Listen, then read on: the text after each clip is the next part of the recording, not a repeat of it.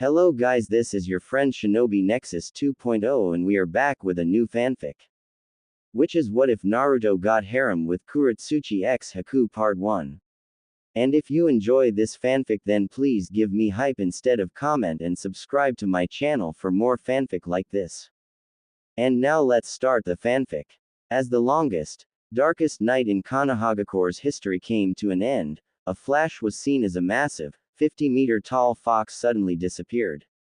Near the site of the disappearance, a blond man in a shredded white haori can be seen lying next to a beautiful, motionless redhead. In his arms, a blond baby boy with 3 whisker marks on each cheek was sleeping peacefully. As the barrier around the ritual site faded, Hiruzen Sarutobi, the third Hokage of Konohagakure no Sato, approached the downed couple. Minato, what happened to the Kyuubi? Are you okay, my boy? Asked the previous Hokage. Hiruzen, I don't have much time left. This is my son, Naruto. I sealed the Kyuubi in him with the Reaper Death Seal. Please, keep him safe. Raise him with love and help him carry his burdens. Oh, my boy, why didn't you ask me to use that seal? The village still needs you. Cried a dejected Hiruzen. Each member of the Anbu detail could be seen shaking with tears pouring out from below their masks. One silver-haired Anbu was on his knees, wailing openly and crying, Sensei, Sensei please don't go. Not you too Sensei. Kakashi, don't cry for me. I protected my village, and my son. He is going to need you Kakashi. Be strong for him, help him and when the time comes teach him. As I loved you as my own son, I ask you to love him. In between sobs, the now known Kakashi swore an oath to the heavens, I swear Sensei. I will do as you ask. Minato looked back to Hiruzen, Hiruzen, I am fading. Please old man, fight for my son. Protect him. A lot of hate will be aimed at him from inside and outside the village. He should be seen as a hero. Please, old man, protect him. Rely on my and Kushina's friends. I have faith in them. With the last of his willpower, Minato rolls back on his side and embraces Kushina. With a final kiss to her lips, Minato's soul is finally pulled into the stomach of the Shinigami. As the shock faded, Hiruzen stumbles over to the baby swaddled in Minato's arms and picks him up. Dog, Soru, please secure Lord Fourth and Lady Kushina.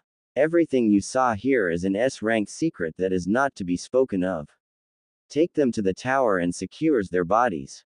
Later in the council room, Hiruzen enters the council chamber still holding Naruto to see all his clan heads assembled on his left. Their clothes are dirty, singed and clearly displaying signs of the battle that just drew to a close. He nods his head to the clan heads as an incessant racket draws his attention to the other side of the room.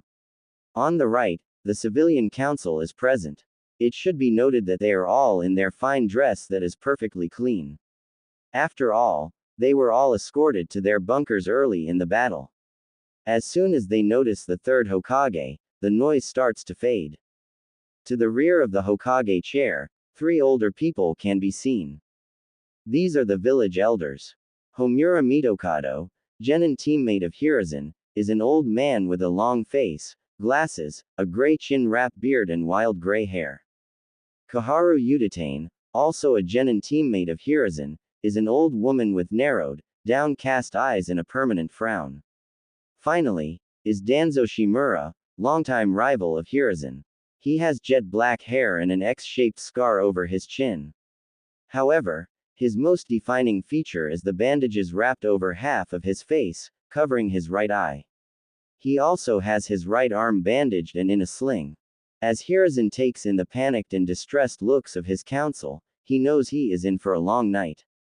As he takes his seat, he draws in a deep breath and says, "All right, let's get this council meeting started."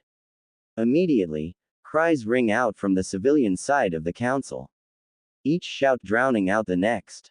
As the noise escalates, a pineapple-haired clan head raises his head off the table and in a voice few have ever heard yells, "Troublesome." One at a time. This isn't the fucking school cafeteria. As the rest of the noise dies out, the newly appointed civilian representative, Mibuki Haruno, A pink-haired woman in her early to mid-20s says, Lord Third, what happened to Minato-kun? Hiruzen replies, please, Mibuki, sit down. There is a lot I must cover with the council. Please hold all questions until I am done speaking. The civilian representative sits with a sour look on her face at being dismissed but listens in as Hiruzen recounts the events of the night to the council. As Hiruzen's story comes to a close, he broke the bad news. Minato-kun and Kushina-chan are dead. They died defeating the Kyuubi and they have left their son in the care of Jiraiya and Kakashi Hatake. At this, the clan heads all shifted, and their heads swiveled. Finally, Hiashi Hyuga speaks up, Lord Third, are you saying that boy there is Minato and Kushina's child? Yes, Hiashi. This is Naruto, the heir of the Namikaze and Uzumaki clans. The Hyuga head replies, Lord Third, Minato and Kushina were dear friends of the clan and Hitomi-chan. Naruto should be raised in a set household, not in the care of Lord Jiraiya and a teenage boy. This riled up the clan heads, many proclaiming their friendship to Minato and saying they would also like to raise the boy. After a minute, Hiruzen called for silence and said, Hayashi, I appreciate your friendship with Minato, but I cannot show favoritism to one clan. Young Naruto was bequeathed to Jiraiya in their will, and I bore witness to Minato asking Kakashi to help raise him during his final moments. Hiashi bowed his head and sat back down. This led to a pregnant pause which was once again broken by Mibuki Haruno, Lord Third, what happened to the Kyuubi? After taking a deep breath, Hiruzen says, Minato sealed the Kyuubi into young Naruto using the Reaper Death Seal. Before you start shouting to kill the demon, I would like to demonstrate something for the civilian side of the council. He pulls out a scroll and a kunai. He asks Mibuki in a patronizing tone, Mibuki, can you please tell me what I hold in each hand? She replies with, a scroll and a kunai, Lord Third. Precisely, he replies while sealing the kunai into the scroll. Now Mibuki, what do I hold in my hand? A scroll, Lord Third. A small smile flitters upon the wizened visage of Hiruzen. Ah, I am so happy you see it that way. I wanted to make this clear. Young Naruto is not the Kyuubi. He is the prison into which the demon is sealed. If this young man is killed, the demon will be released and will once again imperil our village. A male civilian counselor stands up and shouts, no, Lord Third. That thing is a demon. It should be killed here and now so we can finally be rid of it. After that outrageous statement, Hiruzen made a motion with his hand and the dog-masked Anbu appeared behind the civilian counselor. With a swift stroke of his wakizashi, he removed the man's head and let it roll to the ground. The silence was broken as blood sloshed out from the man's neck and made a sickening, squelching sound. Two Anbu descended and picked up the remains. Hiruzen took this as his cue to issue a warning. My fellow council, listen up because I will not repeat this. This silence in between his sentences was deafening as the man radiated a killing aura that caught the attention of shinobi and civilians alike. Naruto is under my protection. I swore to Minato as his final wish that the boy would grow up safe in a village that will see him as the hero he is. As his eyes swept the room, many of the civilian council looked down, not meeting his eyes. The shinobi met his gaze proudly, with slight nods of their heads confirming that they were with their newly reinstated Hokage. Behind Hiruzen, Danzo made a slight shift and narrowing of his eyes. Let me close this meeting, it has been a long night and all of us have family and clans to check on. I will be relying on each of you to fill out damage reports, prioritize key infrastructure and needs. We will need to work together to rebuild our beloved village and protect it. Fugaku and Hiashi, please stay. As the council room emptied, Fugaku and Hiashi stood to attention and saluted. Hiruzen returned the salute and motioned them to sit. Fugaku, with over a third of the western village destroyed and the wall collapsed, I will need the police now more than ever. I also ask you, Hiashi, to provide support to the Uchiha until our defenses have restabilized. Fugaku begins to reply with, Lord Third, the Uchiha can. Enough Fugaku. Your rivalry be damned. Every man and woman that can help rebuild and protect the village is needed now. I ask you to work with Hiashi to make sure our village is secured. Yes, Lord Third, says Fugaku with his head bowed. It will be done, states Hiashi with his typical, unreadable impression. Thank you. Now I know both of you will want to help with young Naruto-kun. I will invite you to a meeting to discuss his future once this madness has settled. In the meantime, he will stay at the Sarutobi compound. As the two leave the room, Hiruzen sighs and takes out his pipe from his robes. He lights it up and takes a deep drag as he looks down on the infant in the makeshift cradle. I promise, Minato and Kushina. Your sacrifice will not be in vain. 2 weeks later in the Hokage office.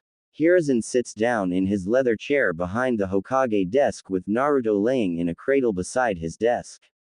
His visage peeks through stacks of paperwork as he looks out over those in attendance.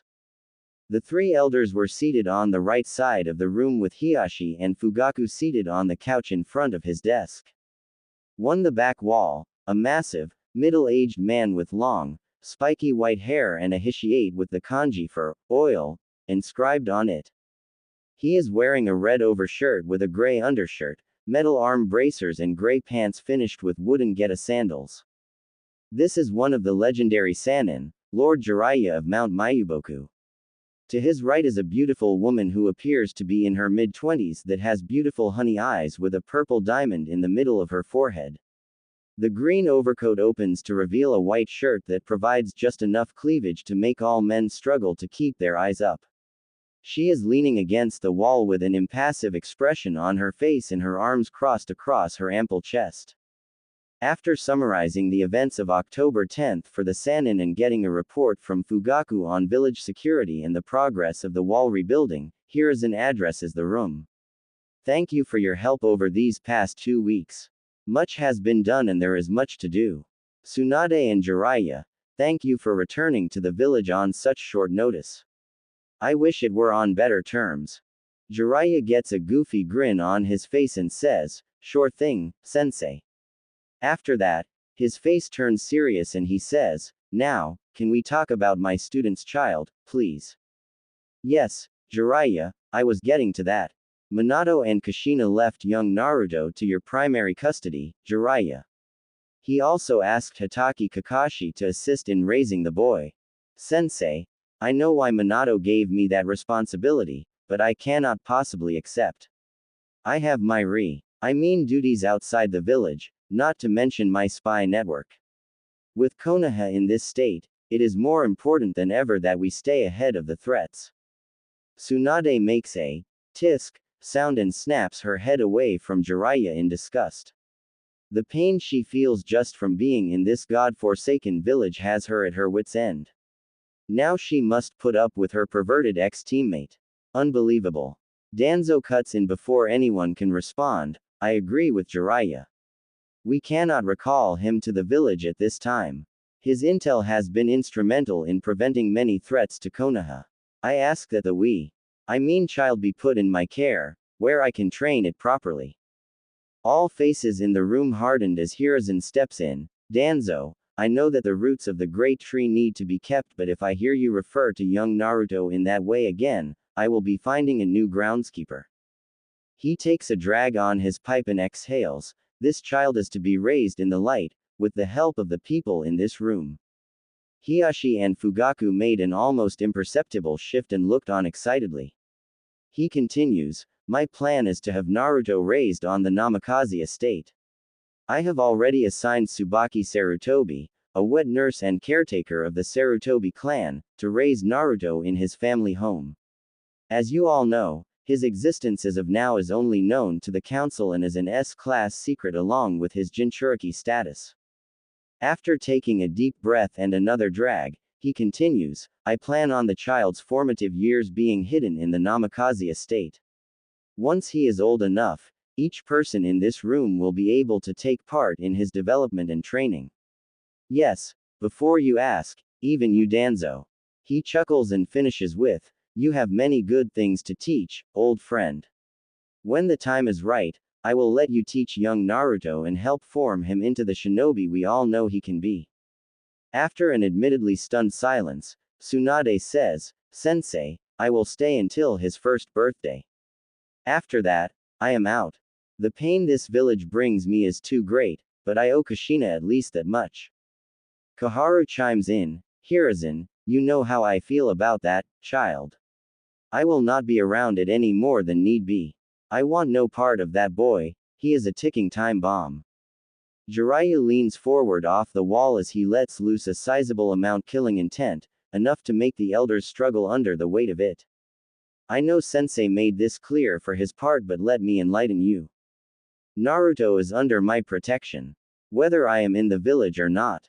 If anything happens to the child, I will hold each person in this room personally responsible. He lets off a bit on the key and continues, I have inspected the Shiki Fuan seal, and I will say that it is the strongest and most intricate seal ever placed on any of the Jinchuriki. Not only will the seal lock the Kyuubi into Naruto, but the seal will also convert the Kyuubi's chakra bit by bit into Naruto's own chakra pool and reserves. If you don't believe me, ask Hiashi. Every eye in the room turned to the startled Hyuga. He activated his Dujutsu and scanned Naruto, it is as Jiraiya says. Around the seal, I see small fragments of red chakra circling through the seal and turning into the natural blue chakra that we all have. Naruto's chakra does have a deeper blue look to it, but I think that is because of its potency. Another note, Naruto's own chakra reserves at 2 weeks old are already equal to most academy students. A gasp flittered through the room and a gleam appeared in Danzo's eyes. This could be the greatest weapon in the entire elemental nations. I need to have this child, but Hiruzen would never allow it. I cannot believe the fire that has returned to his eyes. If I cross him, I will not survive the fallout. For now, I will try to get access to the child so I may observe firsthand, thought Danzo. Danzo looks at the Hokage and asks, Hokage-sama, what is the plan for the child? Surely, he will need to become a ninja to learn to control the Kyuubi. If he doesn't learn control, the beast could take advantage of that and escape. Hiruzen looks at Danzo, then at each of the others around the room. I plan on Tsubaki raising Naruto in secrecy until he is ready to become a shinobi. I will give each person in this room access to the Namikaze compound so that you may each visit Naruto. I would hope that with the right guidance, we can instill the will of fire into young Naruto and secure Minato's legacy and the future of our village. Tsunade chimes in, Sensei, Kushina would have wanted Naruto to have a normal childhood with friends, unburdened by the darkness of shinobi. I know, Tsunade, but no matter how you look at it, Naruto is not normal. Furthermore, if his existence is made known, then we will have assassins from Kumo and Iwa looking to finish off Minato's legacy. Those grudges run deep. If we can keep him safe on the Namikaze estate until young Naruto starts at the academy, then we will have a much better chance of keeping Kumo and Iwa off his trail.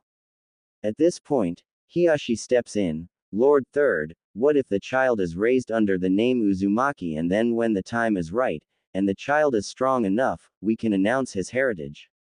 This would allow us to bring Naruto into the public and possibly create friendships with the other clan children. He will be watched and protected by the shinobi families while creating bonds that tie him to the village. That is an interesting idea. Kushina had her fair share of enemies as well, though, and the Uzumaki name may still attract the attention of Kumo. Jiraiya decides to put in his 2 cents. Sensei, I will be able to stay ahead of any of that. We can provide a better life to Naruto. Furthermore, if we play the Uzumaki name off as a common, orphans, name, then that would allow Naruto to be raised normally. We would of course tell him about his heritage, along with the trusted few clan heads who are loyal to Minato. This would keep his self-identity intact and protect him as much as possible. That is an interesting idea, Jiraiya. If the Uzumaki name reaches Kumo, I expect you to do some counterintelligence work and make sure they believe the orphan story. I believe that is all for this meeting. Please return to your duties and aid with the village recovery. 3.5 years later. 3 years passed in a flash for Naruto, Tsubaki and surprisingly, Tsunade. The vibrant ball of energy had brought so much light to every person he met. Tsubaki and Tsunade had started teaching Naruto to read after he complained that he couldn't understand of his, 2-chan's, books a year ago. Naruto struggled to learn, but what 2.5-year-old wouldn't? Now, Naruto is often seen carrying around a wooden kunai and reading books like Intro to Fuinjutsu, by Uzumaki Mito, and The Coolest Battles of Shinobi History, by Rimuru Satoru. For his 3rd birthday, Jiraiya had given Naruto The Tale of the Gutsy Ninja, which inspired Naruto to profess himself a ninja and ask for a kunai. The next time Jiraiya showed up, he gave Naruto a box of wooden kunai. Aside from his reading, Naruto loved spending time outside on the training grounds of the Namikaze estate with his ba-chan, Tsunade. After the first year, Tsunade had decided that she would give life in Konoha one more chance. Her attachment to the hyperactive toddler only grew and earned smiles, laughs and guffaws from all those that witnessed the unique relationship. Jiraiya and Hiruzen were ecstatic to see the light return to Tsunade's honeysuckle eyes and a smile to return to her face. The time she spent with her brat was filled with laughter, Naruto playing shinobi and Aunt Shizune trying to keep Tsunade from throwing Naruto over the Hokage mountain. After a year or so, Tsunade decided to return to Konoha Hospital when she wasn't spending time with her last living relative. She was appalled to find out how much the standard of care had fallen. She then got the 3rd Hokage to approve remedial training for all certified nurses and doctors at the hospital. She led the physical and medical retraining and became feared for her quick temper whenever she saw a negligent mistake. One day, she brought Naruto to a training session and introduced him as Naruto Uzumaki. The little blondie was running around in between groups of medics who were practicing their Areo ninjutsu. He would fake his own injury and yell for the medics. Somehow, he found the fake blood packs and was covered in the fake blood. The medics fell in love with the little blonde ball of sunshine and started treating his wounds. Tsunade walked up to a group of female medics and doctors cooing over what looked like a mummified bundle of bandages. The only indicator that it was Naruto was the blonde hair that was peeking out over the tops of the bandages. The mummy training incident incited the hospital staff to nominate Naruto as their mascot. This, in turn, was how Naruto fell in love with training. He started showing up regularly for the morning workouts. Shizune, now officially confirmed as Tsunade's apprentice, would walk him through basic physical exercises. His endless energy basically guaranteed that Shizune was the one that left training tired. Once Shizune was tired out, Naruto encouraged the other medical personnel to help them finish their workouts. This was the brilliant start to Naruto's public persona. Today, Naruto was extra excited because he was invited to a birthday party for the first time. Despite Naruto getting to meet Jiraiya, Tsunade, Hokage Jiji, the weird old mummy guy, Hiashi and Fugaku, he has yet to meet and play with anyone his age. That is why today was an ultra special, super important occasion to Naruto and he was pestering Tsubaki and Tsunade to make sure everything was perfect. Okay, Ba-chan. I have these nice clothes, a present and I think I know what to say to Hiashi-sama when I get there. Am I forgetting anything? What do you say to Hiashi-sama when he greets you? Asked Tsunade with a coy smile and light in her eyes. Good afternoon Hyuga-sama, I am grateful for your invitation, replied a self-assured Naruto. Good, and then what do you do with the gift? I give them gift to Hiashi-sama and say that this is a gift to celebrate Hinata-san's 3rd birthday. Answered a slightly less confident knucklehead. That will do. Just have fun Naruto and make some friends your age. Alright, let's get going, said Tsunade as she shuffled the youngster out of the house and compound. Walking through the village, many of the villagers would point at Tsunade and ask things like, is that Tsunade-sama's child? This made Tsunade remember her little brother Naoki, whom Naruto reminded her so much of. Naruto looked up and noticed Tsunade's slight frown and asked her, what's wrong Ba-chan? Tsunade shook off her thoughts in Naruto's question and simply answered him with a smile and ruffle of the hair. After all the looks, Greetings and whispers. Tsunade was glad to arrive at the Hyuga compound. The two gate guards noticed Tsunade walking up and rushed off to get Hiyashi. As they walked through the gate, they saw Hiyashi and Hitomi waiting for them. Hitomi was a beautiful woman with dark blue-black hair and pale white eyes that had a lavender tint to them. She was teammates with Kushina, and as soon as Hiyashi had told her about Naruto, she had been waiting to meet her friend's hidden son. She smiled as she saw the young blonde approach. Naruto walked up with a laughably rigged posture and said, "Good afternoon, Hyuga-sama. I brought a gift for Hinata-chan's birthday." Datbeo. Hiyashi cocked an eyebrow at the youngster, which for a Hyuga was the equivalent to a hearty laugh and smack on the back by an Akamichi. The vibrant nature of his greeting stood in stark contrast to the typical Hyuga etiquette. After Hiyashi composed himself, he returned the greeting by bowing his head slightly to Tsunade. "Good evening, Tsunade-sama and Uzumaki-san. I am grateful you could join us to commemorate Hinata's third birthday." Truth be told, Hiyashi wasn't one to throw a party for such a paltry reason, but Hitomi had been bothering him about getting to meet Naruto, and this was as good an excuse as any. "I apologize, but I have to head to the Hokage Tower. The delegate from Kumo will be wrapping up with the signing of the treaty, and we have agreed to house him as a show of good faith."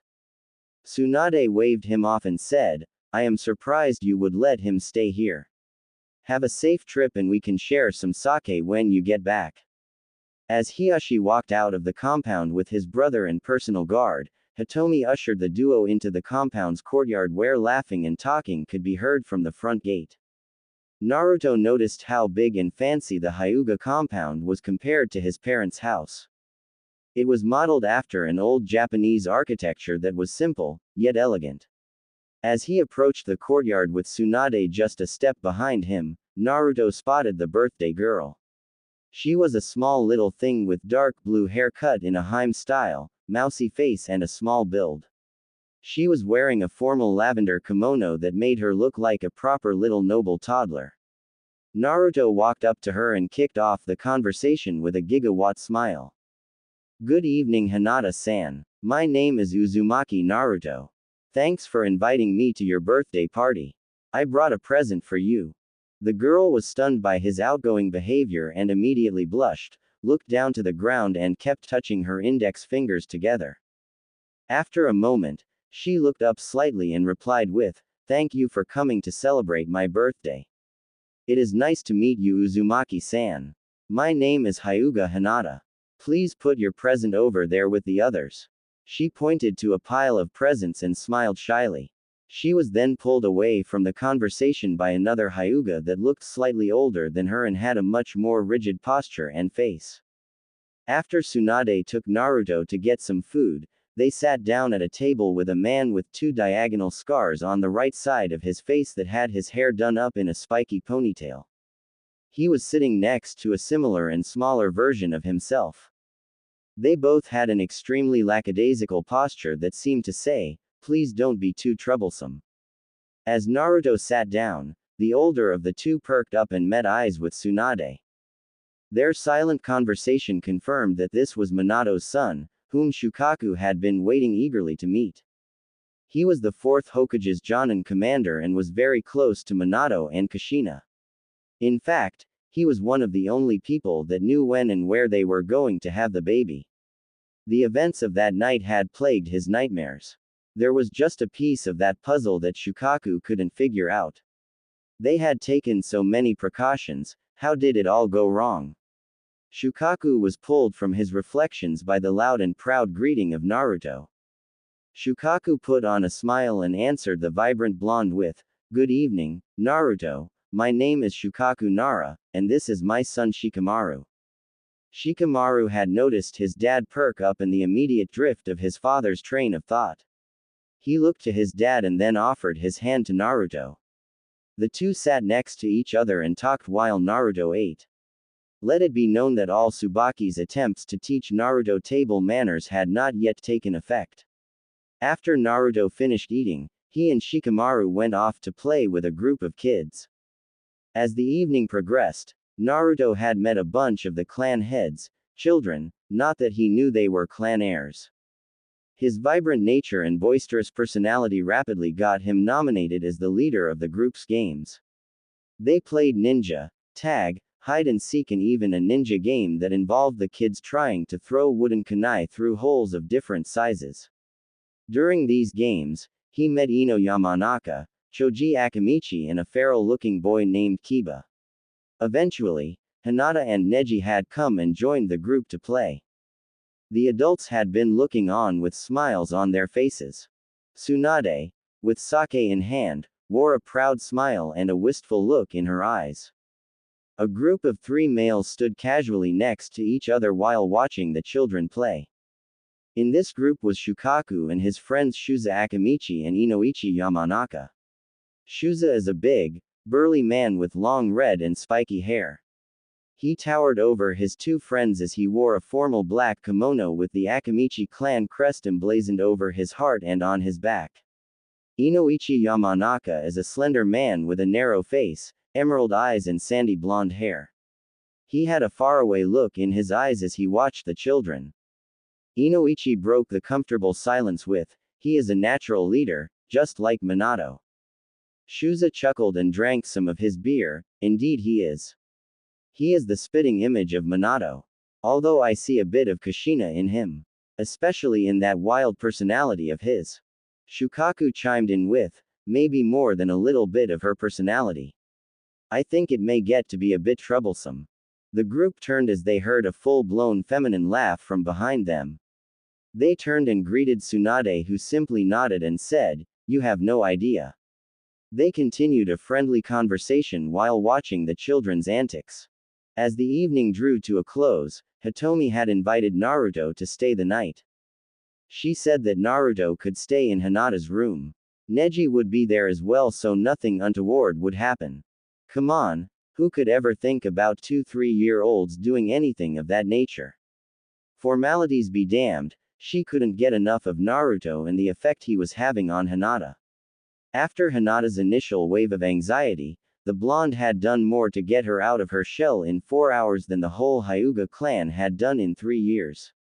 A drunken Tsunade had accepted her offer and headed back to the Namikaze estate to let Tsubaki know. They had bathed the kids and placed them in Hinata's room with some extra futons. The kids had fallen asleep almost immediately.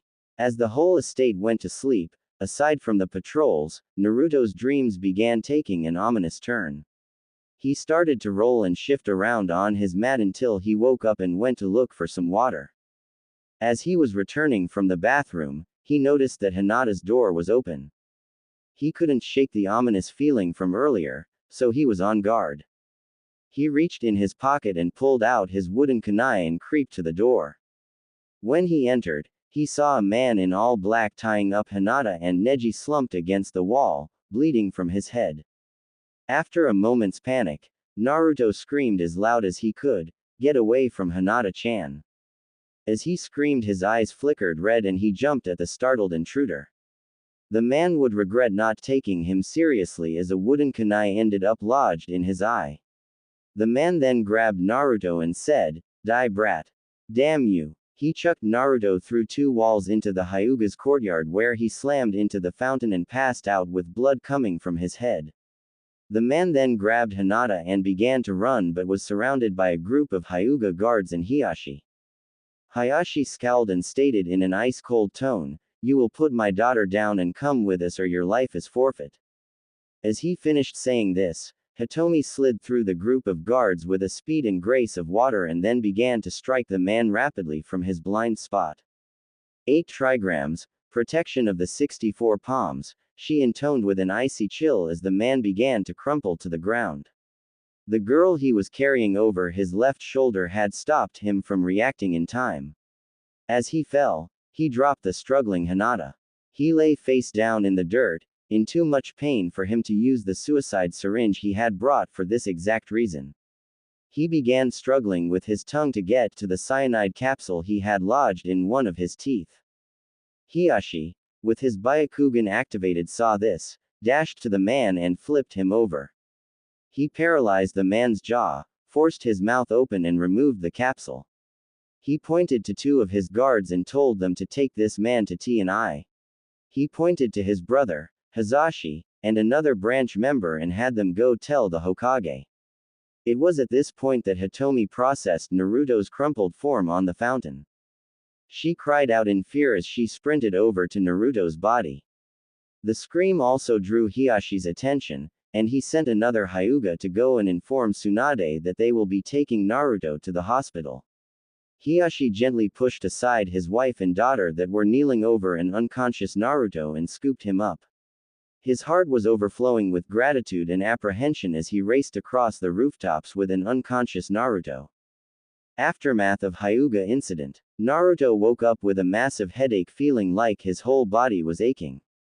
He tried moving his left arm but was unable to. Something big, soft and attached to something heavier was stopping him from moving. As he opened his eyes and cleared his blurry vision, he saw his Ba-chan was slumped over the bed with his arm secured between her two voluminous mounds. He looked over and saw the flowers and, yet well, cards from the Hyugas and medical staff. The sun was beginning to light up the village and peek through the curtains. He noticed that Tsunade was beginning to stir thanks to his movement and the beam of sunlight that found its way into her eyes. As she came to, she cleared the saliva from her chin and began to cry as her eyes met Naruto's. Naruto freed his arm and patted her head. "It's okay, Ba-chan. I'm okay." She cleared her tears and her honeysuckle eyes shimmered as the light bounced off the wet orbs. "You scared me, brat. You were out for a whole day." After a bit, Naruto asked about Hinata. Tsunade smiled and said, "She is fine, little hero. You saved her."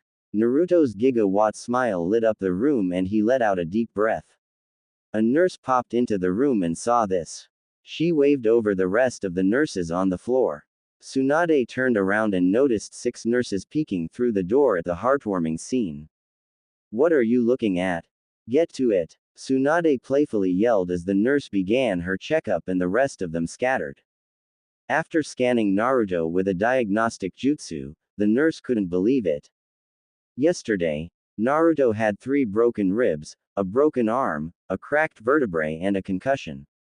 Now, aside from some residual injuries, the kid was fine. She asked Tsunade to check her work, just to make sure she didn't do it wrong. Tsunade confirmed her findings and told the nurse that the kid may have a healing factor and that she would conduct the tests herself. It was at this point the third Hokage entered, and Naruto's confusion turned into another brilliant smile. "Good morning, Hokage Jiji. I am all better now." Hiruzen turned to Tsunade for confirmation and got a slight nod in response and a look in her eyes that said, "We will talk about it later." He then turned back to Naruto and asked, "Good morning, Naruto-kun. You gave us quite a scare. Are you sure you are feeling alright?"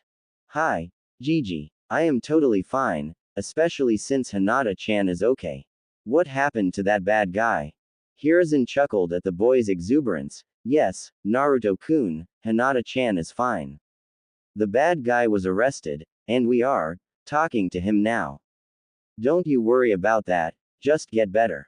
"Hi, Jiji. I want to get stronger, Jiji. That man hurt me, and he would have hurt Hinata-chan. Please, Jiji, train me, please." Hiruzen's smile fell, and he said, "You are still young, Naruto-kun. Why don't you enjoy being a kid for now?" "No, Jiji. I want to get strong so I can protect my friends and take that hat from you. Please, Jiji. Just a little bit of training. I really want to be able to protect my friends. Besides, I can train and have friends and spend time with you and Ba-chan. Please, Jiji." The smile returned to Hiruzen's face, and he said, "Okay, Naruto-kun. Just a little bit of training. However, I still want you to be a kid and spend time with your friends." "Hi, Jiji. I promise," replied an ecstatic Naruto. Later that day in the Hokage's office, Hiruzen was talking with Hiyashi, Hazashi, Hitomi, his advisors and Tsunade. It turns out that the man was the head ninja of Kumo, the same man that was the ambassador for the peace treaty that was just signed. He had been tasked with kidnapping an unsealed Byakugan and returning with it to Kumo. If he were caught, he was to immediately commit suicide so that his death could be blamed on Konoha. However, the quick actions of Hitomi and Hiashi stopped him from being able to end his life. Now, he was interrogated via the mind-walking of the Yamanaka clan while he was kept asleep by a sleep seal that Jiraiya made for suicide risk T and I prisoners. Danzo opened the conversation. Hiruzen, this cannot be allowed to stand. This is a violation of the treaty we just signed. It is clear that the treaty was just a manipulation by the Third Reikage to trap us. Their own ambassador is the one tasked with kidnapping the Hyuga girl for Kami's sake. We should take this as an act of war. Hiruzen frowned. He knew he would get this reaction from his old rival. Relax, Danzo. It is not that I disagree with you, but we have just recovered from the Kyuubi's attack. We cannot afford to go to war at this time. Koharu nodded and said, war would not be beneficial. We are simply not in the right state to commit to a war with Kumo. However, we have a valuable political card here, Hokage-sama. We cannot afford to fold this hand either. Danzo cut back in. Is it true that the boy managed to wound the enemy shinobi with a wooden kunai? Yes, Danzo. Naruto was able to catch the kidnapper by surprise and lodged his wooden kunai in the man's left eye as he was tying up Hinata, replied an amused Hiruzen. Danzo nodded his head and simply said, impressive, for one so young. As the room agreed with Danzo's statement, Hitomi spoke up, Hokage-sama, if I may speak freely. Hiruzen nodded and Hitomi squeezed Hiashi's hand as she continued, the Hyuga and the Uzumaki are the clans affected. They attempted to kidnap our heir and, in the process, they harmed the sole heir of two clans. Murmurs of confirmation came from everybody, and Tsunade's face adopted a look of cold fury. However, it would seem that revenge may be out of our reach. So how about the next best thing? She asked. Looks of confusion erupted from everyone. Then Hitomi saw a twinkle in the Hokage's eye. Yes, Hokage-sama. How about public humiliation? That is what that proud bastard of a Reikage would hate the most. Hiruzen chuckled and he took a hit of his pipe. Ah, Hitomi-chan. Remind me to never get on your bad side. What does everyone think? I think we could talk to Daimyo-sama and get his help on this. Hi, Hokage-sama. They chorused. There was a slight frown on Danzo's face, but that lifted when he heard the next bit of news. Young Naruto woke up today and asked me for a favor that I am a bit hesitant to grant. He asked me to be trained in the shinobi arts so that he could get strong enough to protect his friends. Hiruzen said a bit resignedly. Danzo replied immediately, Hokage-sama, I volunteer to train the boy. You know that I have plenty of experience training shinobi from a younger age. I believe that I can get him trained. I have no doubt that you can, old friend. However, I do not want any of that emotional conditioning nonsense. Hiashi cut in at this point, Hokage-sama, the Hyuga clan owe Uzumaki-san a debt. I believe that training is the least we could do to repay him. Tsunade then broke into the conversation, I want a piece of him too. That kid has enormous potential, and he is already joining the medical staff for their morning training. Hell, the brat can keep up with most of my doctors. Hiruzen outright laughed at the immediate explosion of interest in his successor's son. Okay. They say it takes a village to raise a child. The way I see it, young Naruto claimed his right to be my successor. I see that potential in him. However, I don't want to rob young Naruto of his childhood. We can create a schedule so that each of you can begin training him. Danzo, I am serious. None of your old root training and emotional programming. I will be keeping my eyes on the child's progress. I want you to teach him, in an appropriate manner, about the darkness of the shinobi world. We will handle showing him the leaf that bathes in the sun, and you have my permission to give him a glimpse of the roots of the great tree. Tsunade was bothered by this. She couldn't deny Danzo's effectiveness, but his methods were known to be brutal and damaging. Sensei, I know Danzo has a lot to teach. I would be lying if I said I weren't concerned about his methods, however, I will be watching him closely. My stipulation is that all training is to be done in the Namikaze training grounds. This will keep Naruto protected from prying eyes that would wonder why one boy is getting so much attention. Agreed, said Hiruzen as he once again saw consensus around the room. We will come up with a suitable schedule. I trust that Tsubaki has begun instruction of basic knowledge already. So, each of you will get 1 day a week to train Naruto. Since this is a group effort, what you teach will be known to the others. I will conduct annual progress reports with the boy. Anything else that need be discussed. With that, the meeting came to a close and Hiruzen sent a letter to the fire daimyo. Kumo's bad day. The third Raikage of Kumo was a proud man. His pride was the only thing that could eclipse his strength. So, when he was visited unannounced by the lightning daimyo, who came with a party of 100 samurai and 1 prisoner, he was in a rather foul mood. The mood soured further when he caught a look at the prisoner's face from his city's gates. The vein that immediately popped on the man's head was so pronounced that you could see his heartbeat through its pulsing. Behind him, his son and named successor, also named I, could be seen. He picked up on his father's foul mood and took a step back and stood in silence. When one's father was on the Biju subjugation squad and had fought the 8 Tails one-on-one and had subdued it with only a wound to his chest, one knows not to be around when said father is angry.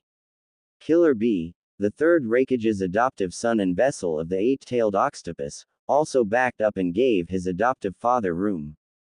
As the lightning daimyo's entourage approached, I noticed the serious look of the entourage. The samurai took a ready stance when they saw the black lightning dancing off the third Raikage. The lightning daimyo had his men stand down since he was familiar with the antics of A. The daimyo motioned with his hand and the prisoner was brought forward. The previous head ninja of A's shinobi force wore a downcast look and sported an eye patch. He bowed his head, spoke out of turn and said, I am sorry, Raikage-sama. It was at that point that the black lightning exploded from A's body. He bounded forward and severed the man's head from his body. As the body fell lifelessly to the ground, the daimyo looked aghast at the behavior in the presence of a daimyo. The blood that spouted from the headless man splashed near the daimyo's feet. The lightning daimyo said, well, I had come to discuss the diplomatic ramifications of you creating a treaty, signing it and violating it on the same night it was signed. Now, though, that seems unnecessary. I hereby decree that any and all financial assistance from the Land of Lightning, as well as mission requests and funding, are suspended until the third Raikage, has been removed from office and replaced. I also expect a formal and public apology to Konoha to be made for violating the 5 nations' rules of neutrality. I will await the newly appointed Kage in the capital. That is all. The lightning daimyo ascended back into his carriage and the whole entourage turned back to the lightning capital. A deafening and palpable silence hung over the crowd as the lightning daimyo departed. The third Raikage looked frozen, as if he had locked up. His faces started turning blue and a slight twitching could be seen from his body. In his rage, his lightning chakra had gone out of control and caused his heart to start beating rhythmically. If anyone dared to approach him, they may have noticed. Instead, they all waited for the third Raikage to explode. Then they kept waiting, nobody wanting to make the first move and draw upon the wrath of A. However, after nearly 30 minutes, A's son approached and put an arm on his dad's shoulder. Dad, we will work this. He never got to finish his sentence because the slight pressure from I's massive fist was the only force needed to push his now dead father over. Everyone gasped as the third Raikage fell, face first, dead on the paved road leading into Kumo. The carnage that followed left the Land of Lightning in a state of upheaval for the next 3 months. Eventually, I, the son of the third Raikage, was named the fourth Raikage of Kumo. The 3 months without missions and support from the Land of Lightning had caused a depression that would affect Kumo for nearly the next decade. I handled the public apology to Konoha as his first act as Raikage. I made it his mission to restore Kumo to its former glory. He had the largest shinobi force in the elemental nations. Now all he had to do was restore the faith that his father lost. It was because of all this that I adopted a mentality that all international dealings will be on the up and up. At least as up and up as shinobi affairs can be. Once news hit Konoha of Kumo's reaction to their humiliation, Sarutobi took all his advisors, the Hyuga clan representatives, Tsunade and Jiraiya out for a night of drinking that cost him nearly half a year of his salary. Sarutobi, while happy and very, very hungover, vowed to never again offer Jiraiya and Tsunade an all-expense-paid drinking night. As Sarutobi was waking up, Tsunade was also coming to her senses. She had long since moved into the Namikaze estate. The Senju estate was so empty and brought up so many painful memories. That is why, when Tsunade woke up in her bed in the Namikaze estate looking at a long mane of white hair covering a man that was snoring with his face down in the pillow, Tsunade then grabbed Jiraiya and chucked him out the window of her room. The racket she made and the hell she raised woke up the whole estate. Tsubaki and Naruto walked up on a ranting Tsunade. Her tirade continued until Naruto spoke up and calmed her down. Maybe it was the cute and innocent toddler, or maybe it was her completely state, but she eventually did calm down. A 4-year-old Naruto woke up at the crack of dawn to get to his training. For the past 6 months, he had trained 4 days a week. On Mondays he trained with Tsunade and sometimes Shizune. On these days, he would join the hospital staff for their morning physical training. After physical training, Tsunade would make breakfast for Naruto while quizzing him on the previous week's homework. They covered subjects like chakra, chakra nature, chakra control, the basics of field medicine and human anatomy. While it could be said that Naruto was smart for his age, most of this material was quite hard for him to understand. He learned basic anatomy quick enough, and he knew how to treat cuts and basic wounds, but anything about physiology or internal medicine would clearly have to wait until Naruto was older. It was during this training that Naruto learned how to awaken and use his chakra. If Tsunade Ba-chan wasn't so scary, Naruto would admit that this was his least favorite day. Sure, Naruto understood that chakra control was super important. However, when a 4-year-old has Jonin-level chakra, it gets very frustrating for a 4-year-old to control that much chakra. The leaf sticking exercise was very hard for Naruto. It took him a whole month to be able to stick the leaf for 30 minutes. Damn leaves kept blowing off his head or lighting on fire when he was just trying to keep them stuck to his head. In between his weekly lessons, Naruto had stripped most of the trees near the Namikaze estate of their leaves. He would be out there on the training fields, day after day just trying to make the damn things stick. Tsunade recognized that Naruto's frustration just made the exercise harder. When she saw this, she would make him do physical exercises.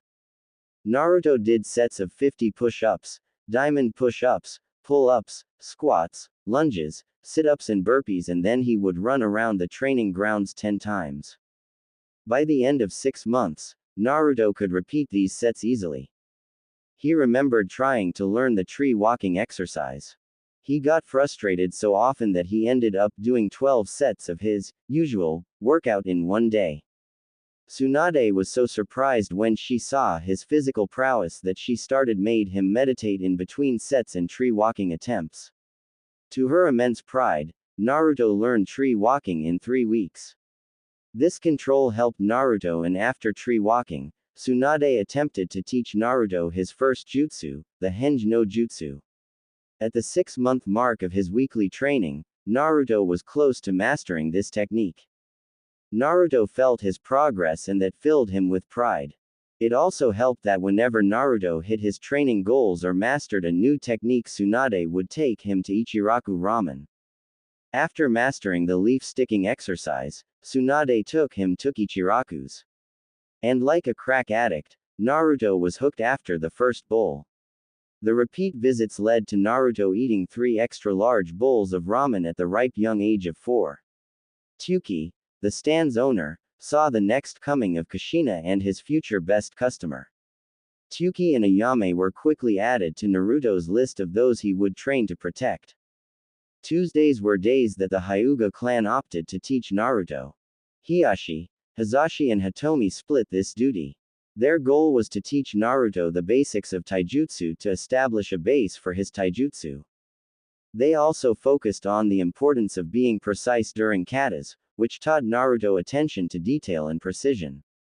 Hiashi was strict and emotionless, but it was clear that he took pride in his training. Days with Hiashi started with footing, form and katas. They evolved into attacking the wooden training dummy and hand positioning. This was hard work, especially when Hiashi found out about Naruto's usual workout. After that, Hiashi would make Naruto do 50 repetitions of one of his exercises for each mistake he made in his katas. This produced results in Naruto's taijutsu basics. On the days Hazashi taught, Naruto often got to spar with Neji. This served to motivate both, and a friendly rivalry was formed. Under Hazashi's strict tutelage, both boys dared not step out of line. They were evenly matched, despite Neji being nearly a year older. However, toward the end of the 6-month period, Hazashi had to admit that Naruto was pulling ahead in raw taijutsu. If Neji used the actual Juken, then Naruto would be defeated, but Hazashi did not want to start that type of sparring yet. Days with Hitomi were Naruto's favorite. Hitomi was kind, pretty and patient. She taught Naruto things like manners, etiquette and proper conduct. She knew this boy was going to grow into an important figure and didn't want him to be an ignoramus when it came to dealing with important people. The going was hard, but she could see the improvement. She also tried to bring Hinata whenever it was her turn to come. Naruto liked Hinata. She was nice, and she listened to him talk about whatever. After the first couple of visits, Hinata started getting more comfortable with Naruto.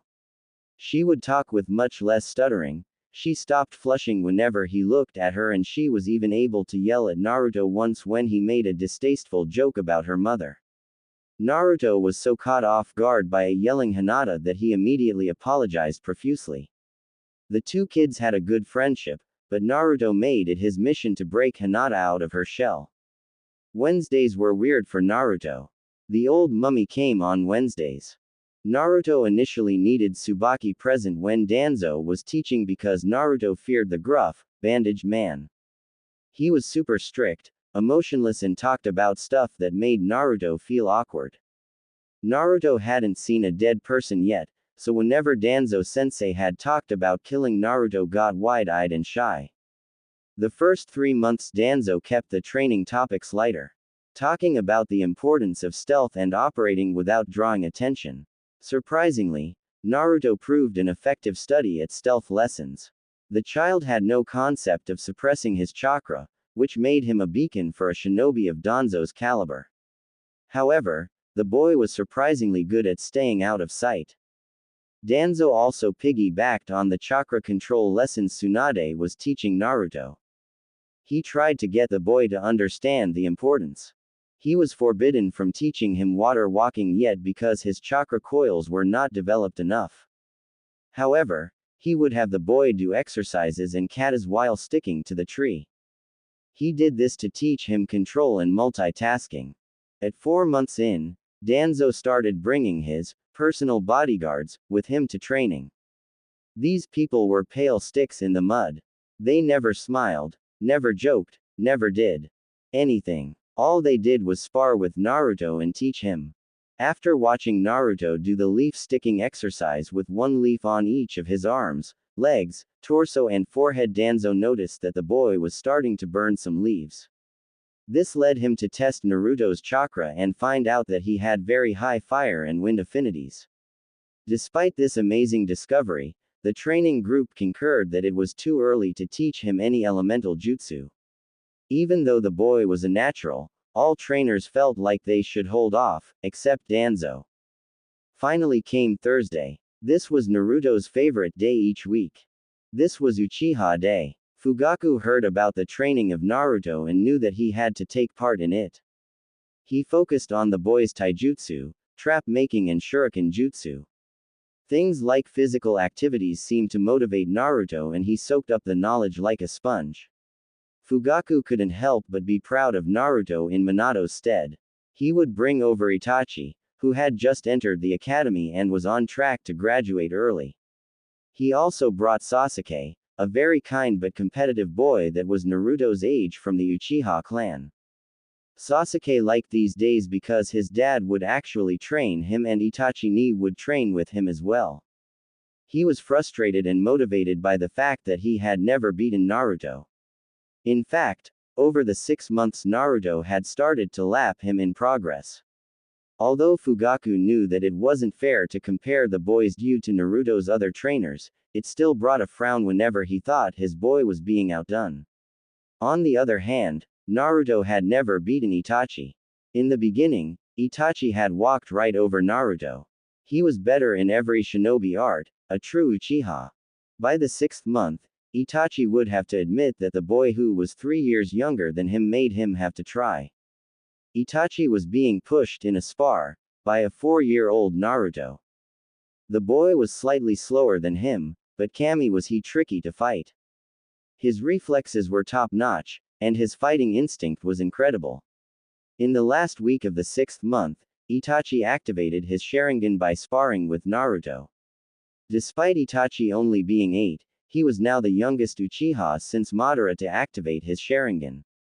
When Itachi returned to the clan compound that day and told his best friend Shisui about activating his Sharingan while fighting Naruto, Shisui insisted on coming to every Thursday training session after that. Jiraiya would stop by the compound for a week at a time, a couple times each year. After the night and subsequent morning with Tsunade, they worked things out. To Jiraiya's immense relief, Tsunade said she would give them a test drive.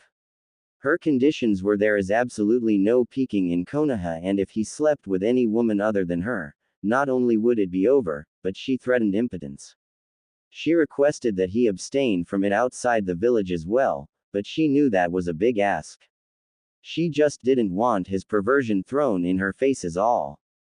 Jiraiya always woke up with a shit-eating grin when he was in town, and this had a positive effect on Naruto's training.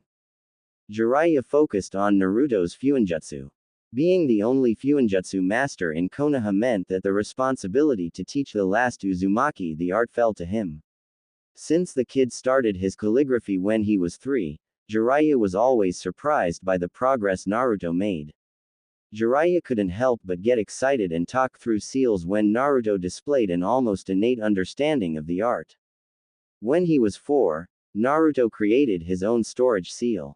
He managed to improve on the basic storage seals found in the shinobi shops and increase their capacity by double. When Naruto was 6, he created a variation of the explosive tag that Jiraiya instantly took to the Hokage for mass production. Naruto made a flash tag that would only flash a 180-degree angle from where it was deployed. The potency of the flash depended on how much chakra was put into the tag. Being a knucklehead, Jiraiya had asked Naruto to flash him on max power to see the tag's effects.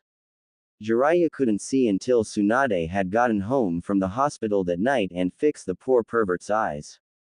Speaking of perverts, since Jiraiya had sworn off all things perverse, he needed a muse. He found that in Naruto. The boy would talk about his innocent friendships with Ino and Hinata, and the pervert's mind automatically converted it into his raunchy novels. All he had to do was add in all things, which came naturally to him, and Naruto's stories helped him find his inspiration. At the risk of Tsunade's wrath, Jiraiya gave Naruto a scroll on sensual ninjutsu, level 1. This scroll taught Naruto how to use chakra in massages to stimulate other people, relieve stress. As Naruto's chakra control got better, he began testing out the sensual ninjutsu. At first, he offered Tsunade, Tsubaki, Shizune, Ayame and the nurses from the hospital massages. He said it was to practice chakra control and make them feel better. Most of the women found it amusing until Naruto would give them a massage on their back, feet or hands. The immediate relief of tension and pain made Naruto a hero around the hospital. Stories of Naruto's success in the sensual arts gave Jiraiya even more inspiration and made him want to teach Naruto even more. Jiraiya poured his effort into his student's son whenever he was in town and always left Naruto with the next level of Fuinjutsu book. At this rate, Jiraiya would be able to let Naruto into Minato's study in no time. These training sessions produced such good results that Fugaku and Hayashi couldn't help but share with the other clan heads. The hype around Uzumaki Naruto grew to a dim roar among those in the know. Sure, there are prodigies like Itachi, Shisui and Kakashi. They were young and each of them displayed an amazing level of skill for their age. However, the positive energy that each teacher got from training Naruto made him unique among the prodigies. Not only did Naruto learn at an amazing rate, but he also made those teaching him enjoy doing so. These rave reviews caused Inoichi, Shuza and Shukaku approach the Hokage about getting time to teach Naruto. For Sume, it was the reviews on Naruto's massages that made her want to teach the boy. It seemed like a great deal to her. Teach the pup a bit and then he can take care of all the stress. To the Hokage's amusement, all requests to teach Naruto came in on the same day. He couldn't help but chuckle. This resulted in Naruto's playdates turning into impromptu training sessions with various clan heads and heirs. Naruto's free time. The rest of the week were rest days for Naruto. Although Tsubaki still made him study on these days, it was his time to relax, recover and be a child. Over the following 3 years, Tsunade frequently took him for play dates with his clan friends.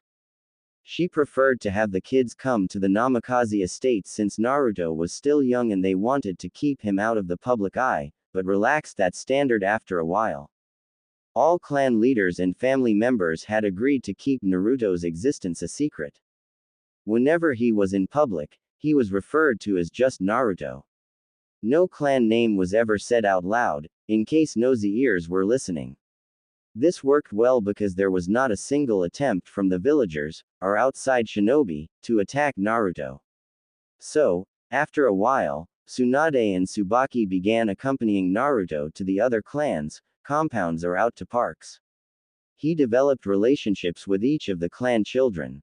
Aside from the pre-made friendships between the Shikamaru, Ino and Choji, Naruto was the link that bound the clan kids together.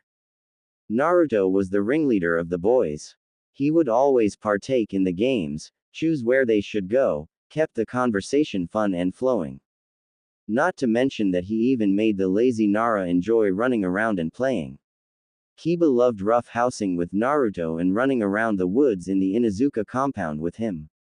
Choji loved the trips to the barbecue or ramen stand. Naruto even got Sasuke into his friend group.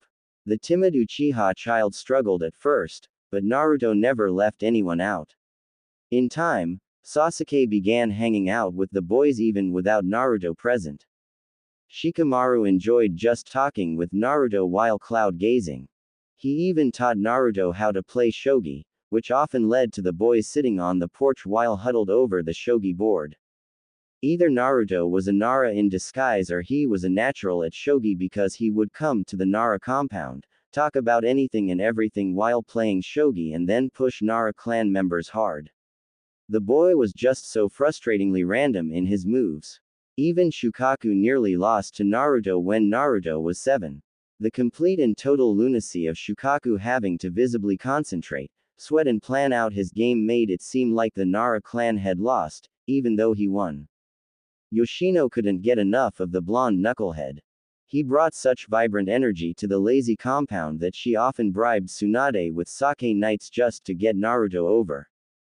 When Naruto was 6, Shukaku made Shika spar with Naruto. Shika was beaten in 10 seconds, which frustrated the lazy Nara.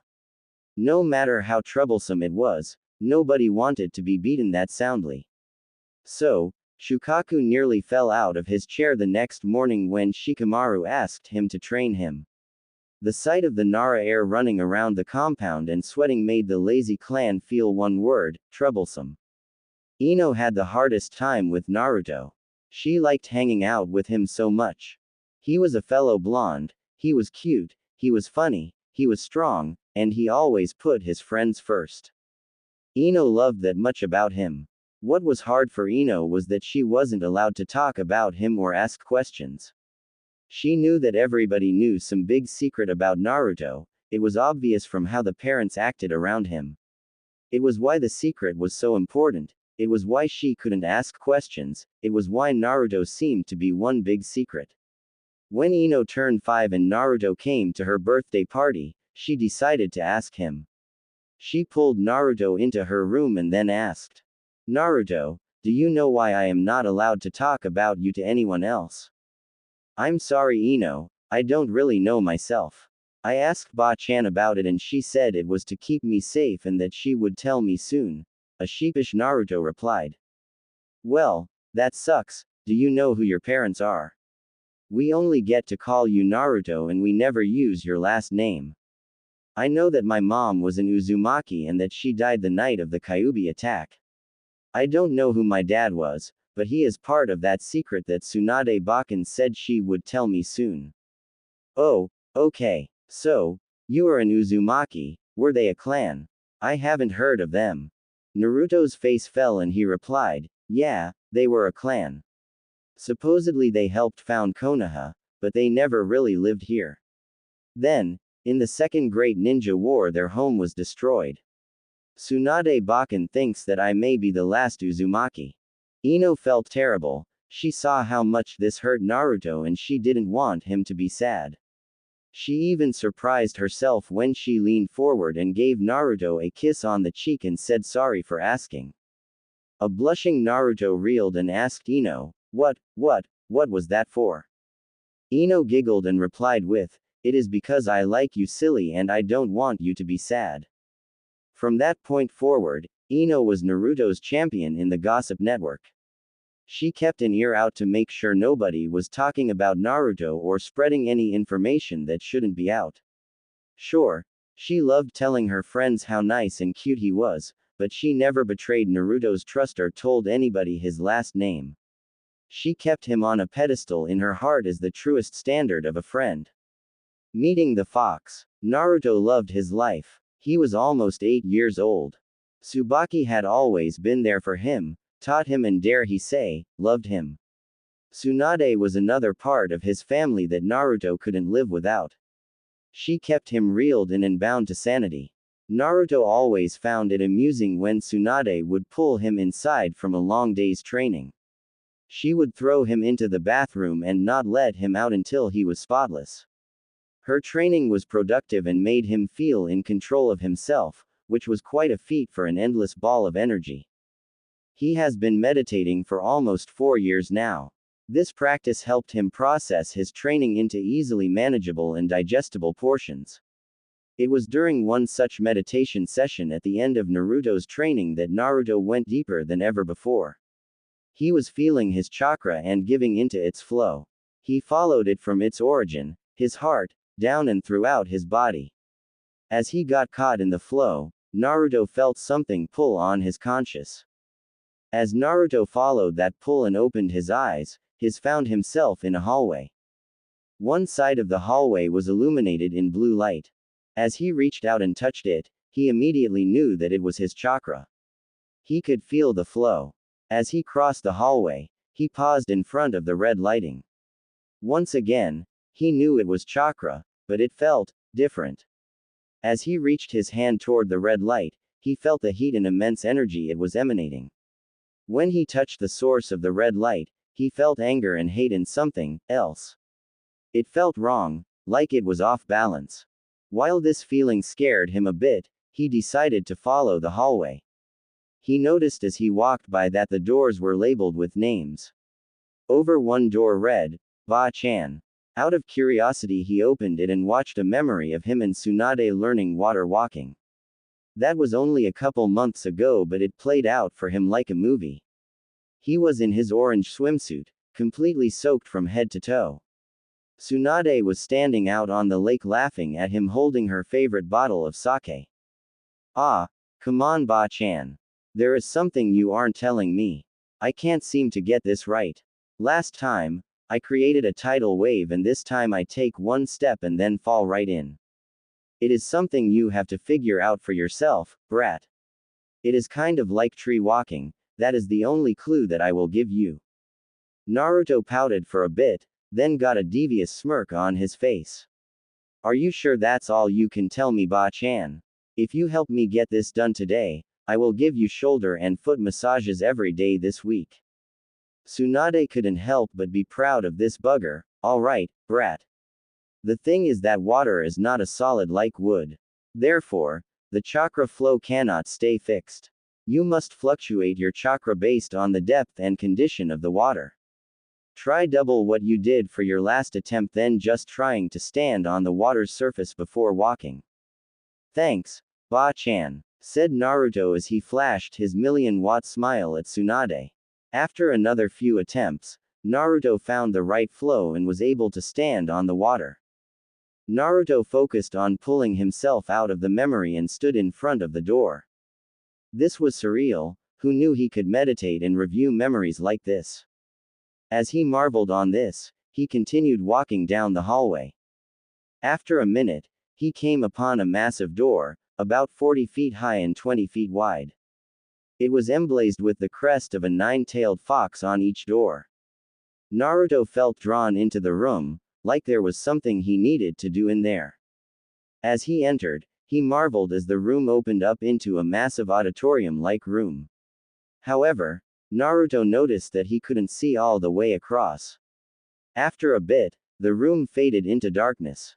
So, being a curious almost 8-year-old child, Naruto continued walking. As he approached the darkness, a massive cage came into view. Being this close, Naruto could not see the end of the cage. Since Naruto couldn't see anything behind the cage, Naruto called out. Hello, is there anybody there?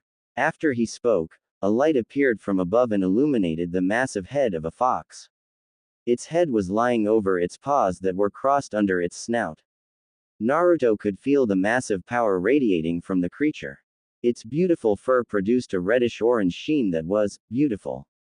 The beast didn't move or do anything, so Naruto called out again. Hello, Mr. Fox. This got a response from the creature.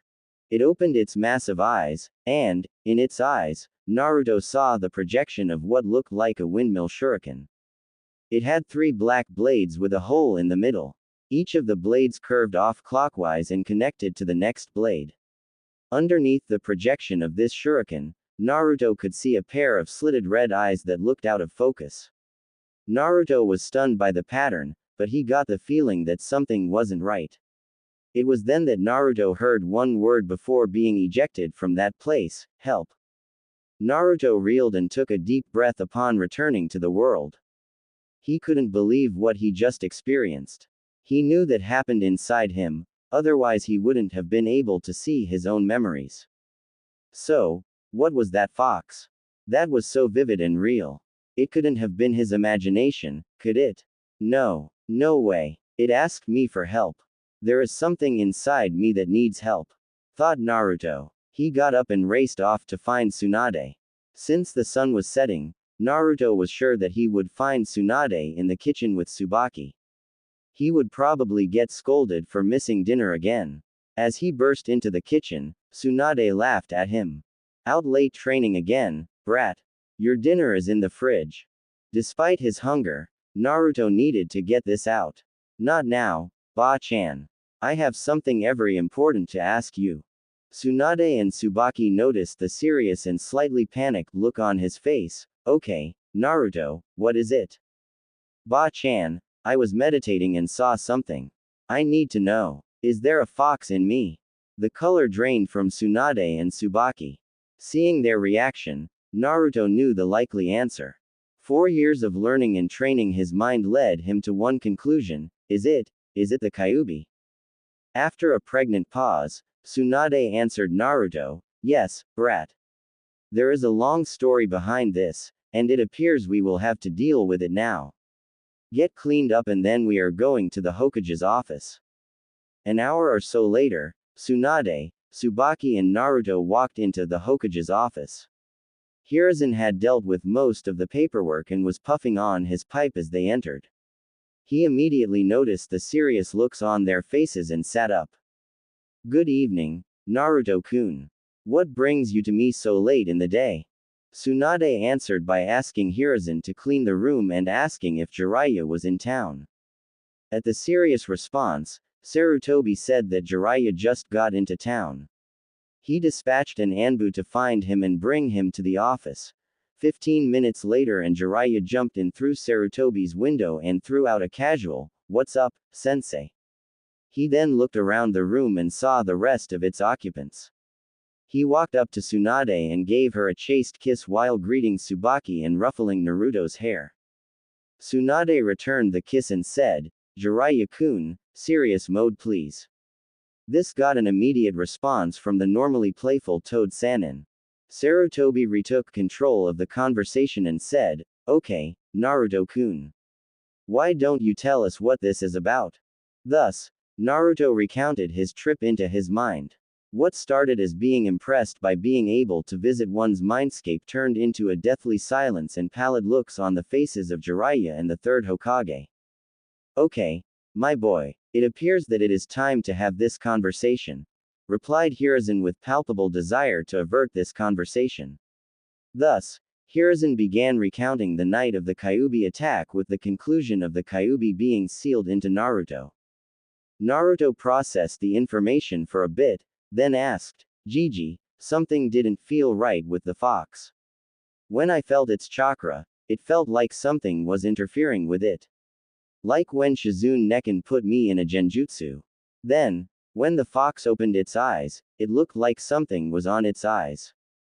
The pallid expression of Jiraiya and Hiruzen darkened, while Tsunade and Tsubaki didn't seem to know what was going on. It was Jiraiya that asked, "Naruto, could you show us? Maybe draw it for us." "Sure thing, Jiraiya-sensei." Naruto unsealed a brush and some paper from a storage seal on his shirt. He then drew out the pattern that he saw on the fox's eyes and the entire room was drowned in killing intent from the Hokage. In response to this, 4 Anbu showed up kneeling. "What do you need, Hokage-sama?" asked the dog-masked Anbu. "Inu, bring me Fugaku and Shisui Uchiha, now." In response to this, the Anbu disappeared and reappeared 20 minutes later with a confused Shisui and Fugaku. The Hokage held up Naruto's drawing and asked, "Do you two recognize this pattern?"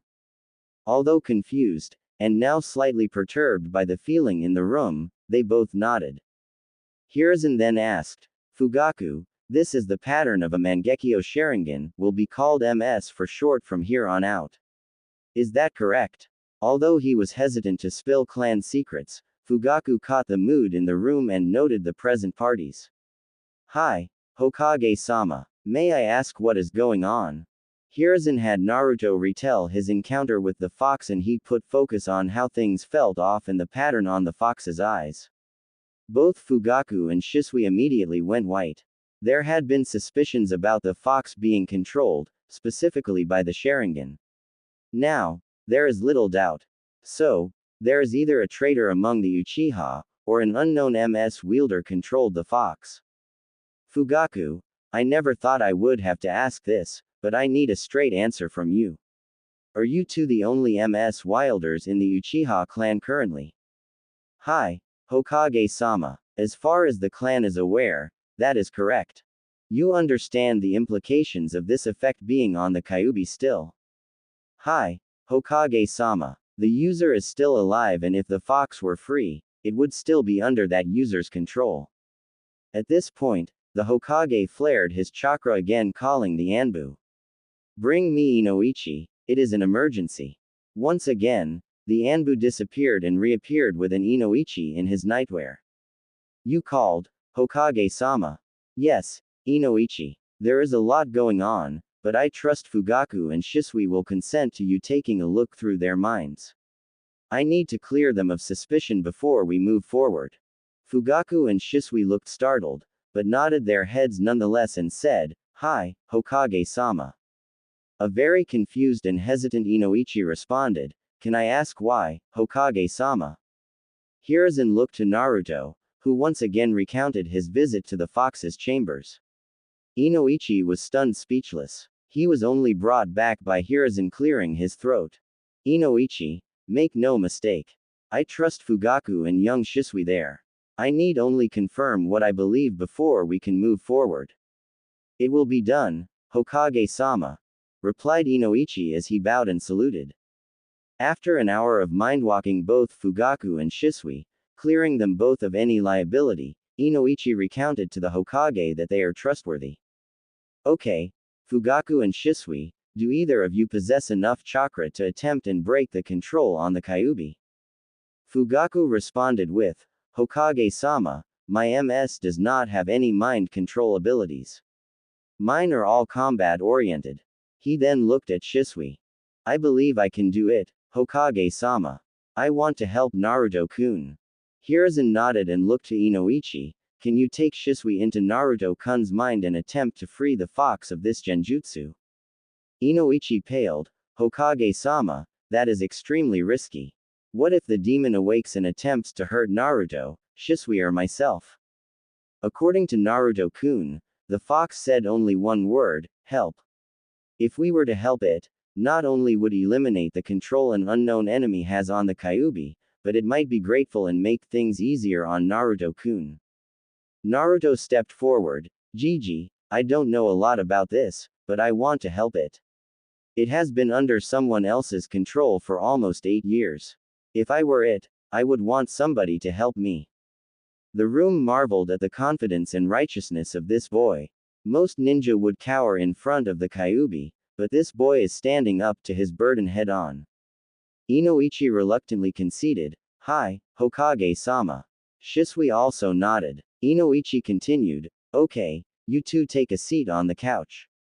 Naruto, when I connect Shisui to you, your mind it is going to feel heavy. I need you to focus on meditating and drawing us back to your mindscape. I will help guide you there.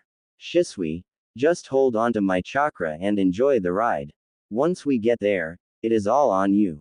Hi, Inoichi-sama. As Inoichi sat and touched Shisui's head, a moment later Naruto felt Inoichi's hand touch his head. He then felt their presences and dragged them along his chakra flow, down toward his stomach and into his seal. The three opened their eyes in the hallway that led to the Kyuubi's auditorium.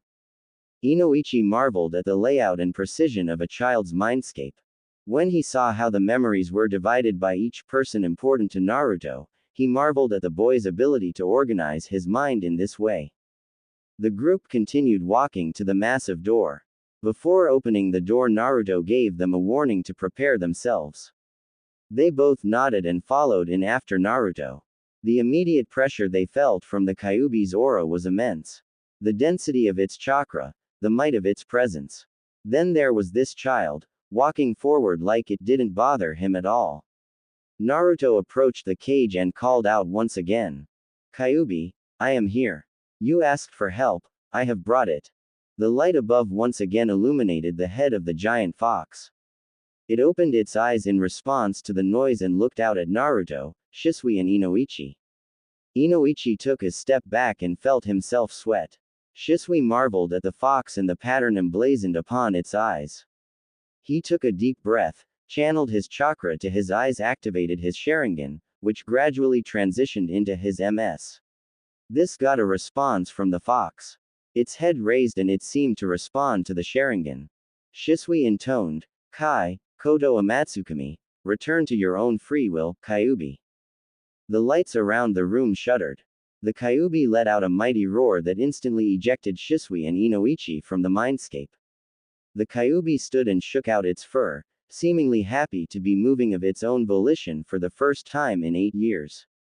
After settling back down and getting comfortable, the Kyuubi looked at Naruto with its massive, red-slitted eyes. He took in the boy in front of him and a growl emanated from deep in its throat. So, I finally meet my new jailer. Normally, I would eject you from my presence, but I am in your debt, said the Kyuubi in a deep tone that radiated with power. The young boy standing in front of the majestic fox stood stricken by the combination of power, grace and beauty. He took a while to process that the Kyuubi was waiting for him to respond. It's nice to meet you, Kyuubi-sama. My name is Naruto Uzumaki. A guttural chuckle escaped from the Kyuubi. Ah, so Kushina's brat is the one I am now stuck in. Well, boy, as I said, I am in your debt for freeing me from that man's cursed control. I do not leave debts unpaid, so speak. I don't really want anything from you. I saw you when I was meditating and noticed something wasn't right. Then you asked me for help, so I brought help. And, yeah. That's pretty much it. Why did you help me, Ninjin? Because I thought that I wouldn't want somebody controlling me and I felt its influence in your chakra. It was dark, nasty and nothing good could ever come from it. So, it seems you picked up my ability to sense negative emotions. Very good. Okay, Ninjin. As I said, I do not want to be in your debt, and I am tired from that accursed genjutsu. I will answer one more question, then I will sleep. Oh, okay, said an overwhelmed Naruto. Then he took a deep breath and asked, did you attack Konoha because you wanted to or were you forced to attack Konoha? Once again, a deep chuckle filled the auditorium. When I was ripped from your mother, I was angry. However, as I was reforming, that man put me under his control. After that, he gave me the command to destroy Konoha. When I was given that order, I began attacking your village until that yellow-haired ninja and the toad attacked me and moved me away from the village. We fought for a bit, but the toad and your mother held me down while that cursed Yondaime Hokage sealed me into you. Wow, so the Yondaime did fight you, huh? And my mom. Thank you for telling me. Can I ask one more thing? The Kyuubi nodded while looking at this child. Such a small ninja, but he is holding in his fear. What's more, I don't feel any hate or resentment coming from him, thought the Kyuubi. Naruto continued, can you tell me about this man that controlled you? I want to tell my Hokage Jiji and Tsunade Bakken about him. Very well, tiny ninja. The man wore a black cloak and an orange spiral mask. The mask had an eye hole on the right side where his accursed Sharingan put me under his control. That is all for today, I wish to sleep. Give me some time and think about what you want from me. I do not wish to owe any favors. Thank you, Kyuubi-sama. By the way, my name is Naruto Uzumaki, Datbeo. As Naruto withdrew from the Kyuubi's auditorium and exited his mindscape, he heard that deep chuckle again. Very well, Naruto Uzumaki. As Naruto came back to the real world, he blinked open his eyes and saw every eye in the room trained on him. Tsunade was worrying over him like a mother hen. When she saw him come to, she crushed him into her in a full-blown, back-breaking hug. Naruto, are you okay? The boy was exhausted, his eyes were threatening to close on him. He shook out his head and summoned just a bit more energy. Hi, I am fine. I just talked with the Kyuubi for a bit. He told me about the man that attacked that night and put him under his control. He also said that he owes me a favor for breaking that genjutsu and that I should think about what I want from him. Everyone was startled by this bit of information, but Jiraiya and Sarutobi's eyes met briefly. They had their suspicions about that night, now they were confirmed. Naruto continued, the Kyuubi said that a man in a black cloak with an orange spiral mask took him out of my mother. The mask had one eye hole on the right-hand side and that all he could see was the Sharingan. Fugaku and Shisui exchanged a worried glance to each other then looked to the Hokage. Hiruzen locked eyes with each of them. This information is to stay in between the people of this room. The damage this could do to the Uchiha, and the village is unimaginable. Naruto, that is all for tonight. I will ask you to come back to my office later to review this conversation you had with the Kyuubi. For now, go home and rest. It is clear you need it. Tsubaki bowed to the Hokage and took Naruto and left the room. Fugaku, I trust you, Minato trusted you and Naruto trusts you. I need you to be discreet and investigate every clan member that was unaccounted for that night. Before you start, I am not saying with certainty that it was anyone still within the village that did this. However, we cannot leave any stone unturned. You are not to tell anybody of the real reason, but I need you to watch your own clan.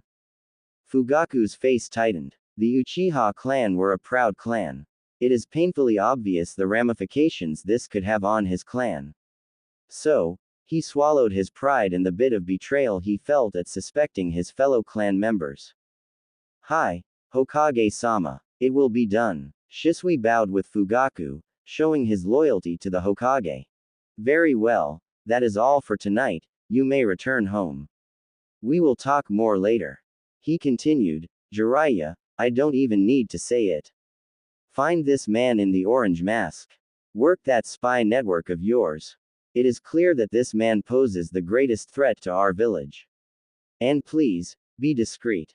We don't want him knowing that we know. Jiraiya replied with a deadly serious face, Hi, sensei. I will set out soon, but it is time the Gaki knows. It is time we give him access to his inheritance and help prepare him. Please sensei, tell him. He is ready. With those parting words, Jiraiya jumped out the window. The night drew to a close. So much time had passed that the sun was rising, and light began peeking into the Hokage's office. He sighed. This damn job is going to be the death of him.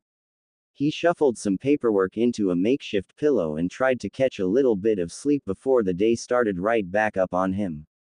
The next afternoon, Naruto woke up from a restless night, or should he say morning's, sleep. His mind was in a whirlwind of activity. All of the revelations of that night came into a loose focus. First and foremost, he spoke to the Kyuubi. The same Kyuubi that attacked the village. The same Kyuubi that is said to be the most powerful demon beast. He wondered, what is a demon? The Kyuubi talked to him, and while it was scary, like shit your pants and pray you don't die scary, the Kyuubi told him about that night and about his mother. He said he was ripped out of his mother, but then she held him down. So, the Kyuubi being forced out of his mother didn't kill his mom. Then what killed her? As one thought came into clarity, another thought assaulted it and forced it out of focus. Thus, when a disheveled Naruto scooted into the kitchen rubbing his eyes, both Tsunade and Tsubaki adopted concerned looks on their faces. Tsubaki opened the conversation, Did you get any sleep, Naruto? You still look quite tired. Hi, Tsubaki-Kachan. I just have a lot on my mind, and I can't seem to settle it all down. The response enhanced Tsubaki's concern and she walked over to Naruto and embraced him in a motherly hug. It was the least she could do after this child brought so much light and life back into her world. He had brought her back from the brink of losing herself in grief after the Kyuubi attack. Naruto seemed to melt into the hug as she whispered comfortable reassurances into his ear. Brat, I know you probably have a lot of questions, so why don't we answer some of your questions before we go back to the Hokage's office? Asked Tsunade in a gentle tone. Okay, Ba-chan, can you tell me about Kushina? Is she really my mother? A small smile lit upon Tsunade's face as she remembered the brash, raucous and eternally loyal Kunoichi. Your mother was an amazing woman, Naruto. She was so excited when she found out she was pregnant with you. She should have been the one here with you instead of me. I was supposed to be the one to deliver you, but I was, out of town at the time. Guilt-racked Tsunade. She had been so caught in her own grief that she went on a bender in Tanzaku town and completely missed Naruto's birth. If she were there, maybe if she were there that whole night would have been different.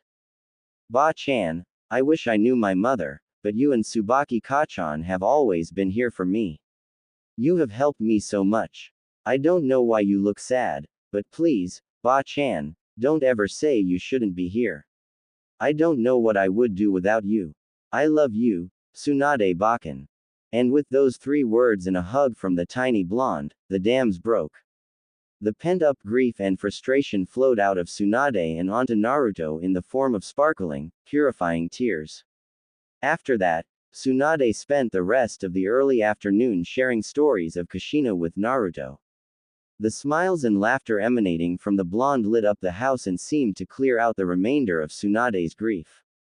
Okay, brat, it is time we went back to talk with the Hokage. 20 minutes later, Naruto and Tsunade ambled into Hiruzen's office and saw Jiraiya leaning against the wall to the Hokage's left. Hiruzen made a quick hand sign, and 4 blurs could barely be seen leaving the room. Jiraiya then flashed through a quick series of hand signs and slammed his hand on the ground.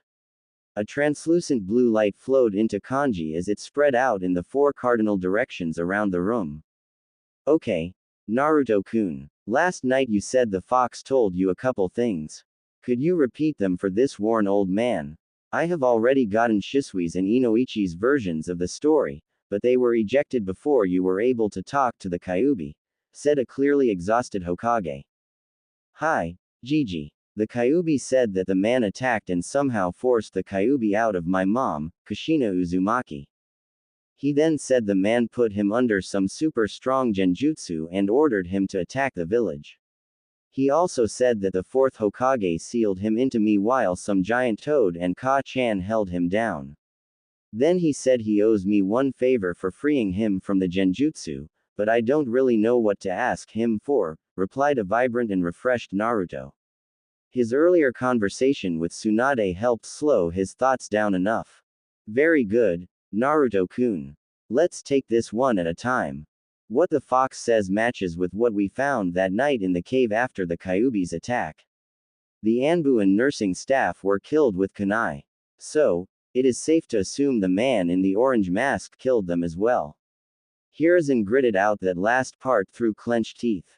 Naruto-kun doesn't need to be weighed down by an old man's grief, thought Hiruzen. I am sorry I wasn't there, Buako-chan. Now, Naruto-kun, can you tell me about how the Kyuubi acted? Did it seem like we can trust him? Well, Gigi, I think we can trust him.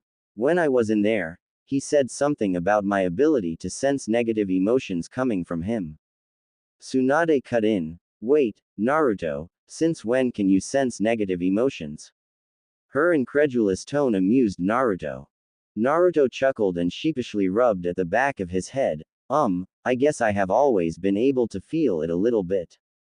But when I touched the fox's chakra and felt the dark disturbance the genjutsu caused, well then it became clearer.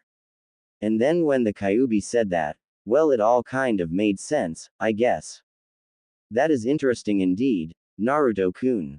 Mito Uzumaki used to have an ability like that. It wasn't very well documented, but it may have come from the Kyuubi as well. The 3rd Hokage chimed in with a little more energy in his voice. Wait, the Mito, like Hashirama Gigi's wife. She had the Kyuubi too? Asked an interested Naruto. Very good, Naruto-kun. Your lessons with Tsubaki and Hitomi are clearly paying off. Yes, Mito Senju Uzumaki was the wife of the 1st Hokage and the 1st Jinchuriki of the Kyuubi.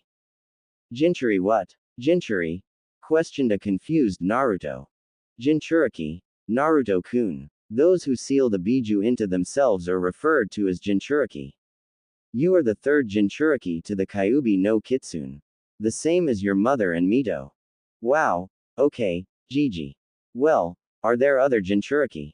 Yes, Naruto-kun. There is a total of 9 biju, each with a different number of tails.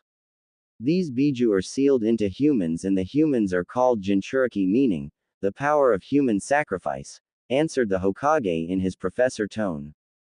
That's awesome. Can I meet them, Gigi? I want to know what the other biju and Jinchuriki are like, replied Naruto in a tone of childlike awe and exuberance. Hiruzen chuckled. Well, Naruto-kun, biju and their Jinchuriki are closely guarded secrets of the various nations. The power that each Jinchuriki represents holds the balance of power throughout the elemental nations. Therefore, it is not common for the Jinchuriki to meet, unless it is on the fields of battle. That is one of the reasons we have kept you so hidden, Naruto-kun. Because I wanted to give you the chance to grow before you were known to the public. Okay, Gigi. I understand, but you said one of the reasons. What is the other reason? Hiruzen sighed and took a deep drag on his pipe. Jiraiya and Tsunade stepped forward and put a hand on each of Naruto's shoulders. Naruto-kun, I am going to tell you a big secret because I believe I can trust you. Until we all decide that people should know, you need to keep this a secret. As of right now, Only a few of the clan heads know who your father is, and it needs to stay that way. My father. Are you finally going to tell me who he was? Naruto's tone cracked and damn near broke every heart in the room. We sure are, Gaki. We all trust you can handle this, so please stay calm and listen to the Hokage. Jiraiya said with a big smile plastered on his face. Tsunade just gave his shoulder a little squeeze. Hiruzen continued, okay, Naruto-kun. You already know your mother was Kushina Uzumaki. What you may not know about her is that she was the Whirlpool Princess. In her home nation of Uzushiogakure, she was the daughter of the last Kage before its downfall. And your father was Minato Namikaze, the fourth Hokage. Hiruzen let that hang as he observed the boy. His eyes were wide and shining with a layer of yet-to-fall tears. His mouth was hanging open as he slowly turned his head and looked at the portrait of his now-known father. The man had big azure blue eyes and the same shade of sun-kissed blonde hair that he did. He had two bangs framing his face and wore a Jonin flak jacket with a white haori laid over it. The confidence and power he exuded could be felt from his portrait alone. As Naruto was lost looking into the portrait of the fourth, Hiruzen walked over to said portrait. He opened the picture that was set on some hinges to reveal a seal that was kept behind the picture. Hiruzen channeled some chakra into the seal and two scrolls popped out. He handed the scrolls to Naruto and said, your parents made these letters in case something bad happened to them. In the ninja world, letters like these are needed to make sure loved ones get closure. Your parents gave these to me the night before you were born, Naruto-kun. Naruto hesitantly accepted the letters. With tears in his eyes, he opened the scroll that had a red hemming around its edges. Naruto looked down at the scroll through tear-filled eyes and read, to Naruto-kun from Kushina Uzumaki Namikaze. Anata, Naruto-kun, if you are reading this, it means something happened to me. I am writing this the night before I give birth to you. I cannot put into words how excited I am to meet you. For these past 9 months, you grew in me and my love for you grew every single day. Your father is a great man, if something happens to me then you can trust in him. Minato-kun has been heckling me every day to listen to Tsunade and he is constantly nagging me about my health. Your father has loved you since the day I told him. Oh, Naruto-kun, I hope I get to tear this letter up. I hope you never have to feel this pain. My heart is shattering just thinking of you living without your Ka-chan. Naruto, if the worst does happen there are a few things you need to know. I left the whole Konoha version of the Uzumaki clan scrolls in your father's study. The scroll is secured behind an Uzumaki blood barrier, and it is the one that is red. Use it wisely, use it to grow strong to protect yourself and those important to you. Second, Uzushiogakure fell 12 years before your birth. I never got the chance to go back there. If you can make it there, please secure our heritage. In the small home on the northwest outskirts of the village there is a seal array. This array will lead a true Uzumaki to where they need to go. Please do not let the centuries of knowledge our clan gathered die. If your Ka-chan can ask one more thing, please work to rebuild the Uzumaki clan and restore it to its former glory. Set up a home for them in Konoha, spread the Uzumaki beacon far and wide and gather the remainders of our clan to Konoha. Nothing is more precious to an Uzumaki than family. Ask Hiruzen, Tsunade and Jiraiya to help you with this as a final favor to me. Naruto, this part is something my mother told me before I left Uzushigakure. Don't be picky. Eat lots and grow strong. Make sure that you bathe every day and stay warm. Also, don't stay up late. You need lots of sleep. And make friends. You don't need a lot of friends. Just a few. Ones you can really trust. I wasn't very good at it, but keep up with your studies and practice your ninjutsu hard. Remember that everyone has strengths and weaknesses. So don't get too depressed if you can't do something well. Respect your teachers and upperclassmen at the academy. Oh, and this is important. It's about the 3 prohibitions for a shinobi. 1. Be extra careful about lending and borrowing money. Put your mission wages into your savings account. No alcohol until you're 20. Too much can ruin your health, so drink in moderation. 3. Another prohibition is women. I'm a woman, so I don't know too much about this, but all you need to remember is that this world is made up of men and women. So, it's only natural to take an interest in girls. But just don't get hooked on bad women. Find someone just like me. My boy, I pray to Kami that you will never read this letter, but if you do, remember one thing. Your Ka-chan loves you dearly and I will be watching over you from the pure world. With all my heart and love, Kushina Uzumaki Namikaze. Jiraiya, Tsunade and Hiruzen remained silent while they watched this young boy read the scroll from his mother. The tears of sorrow that flowed freely seemed to sparkle as they turned into tears of happiness, and then a look of determination and firm resolve fixed itself to Naruto's face.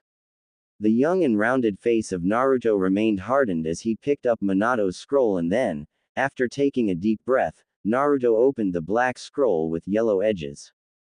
To my son, Naruto Uzumaki Namikaze from Minato Namikaze Uzumaki. My son, if you are reading this, then it is likely that I have perished. I knew that becoming the Hokage meant that I would have to place the village before my life.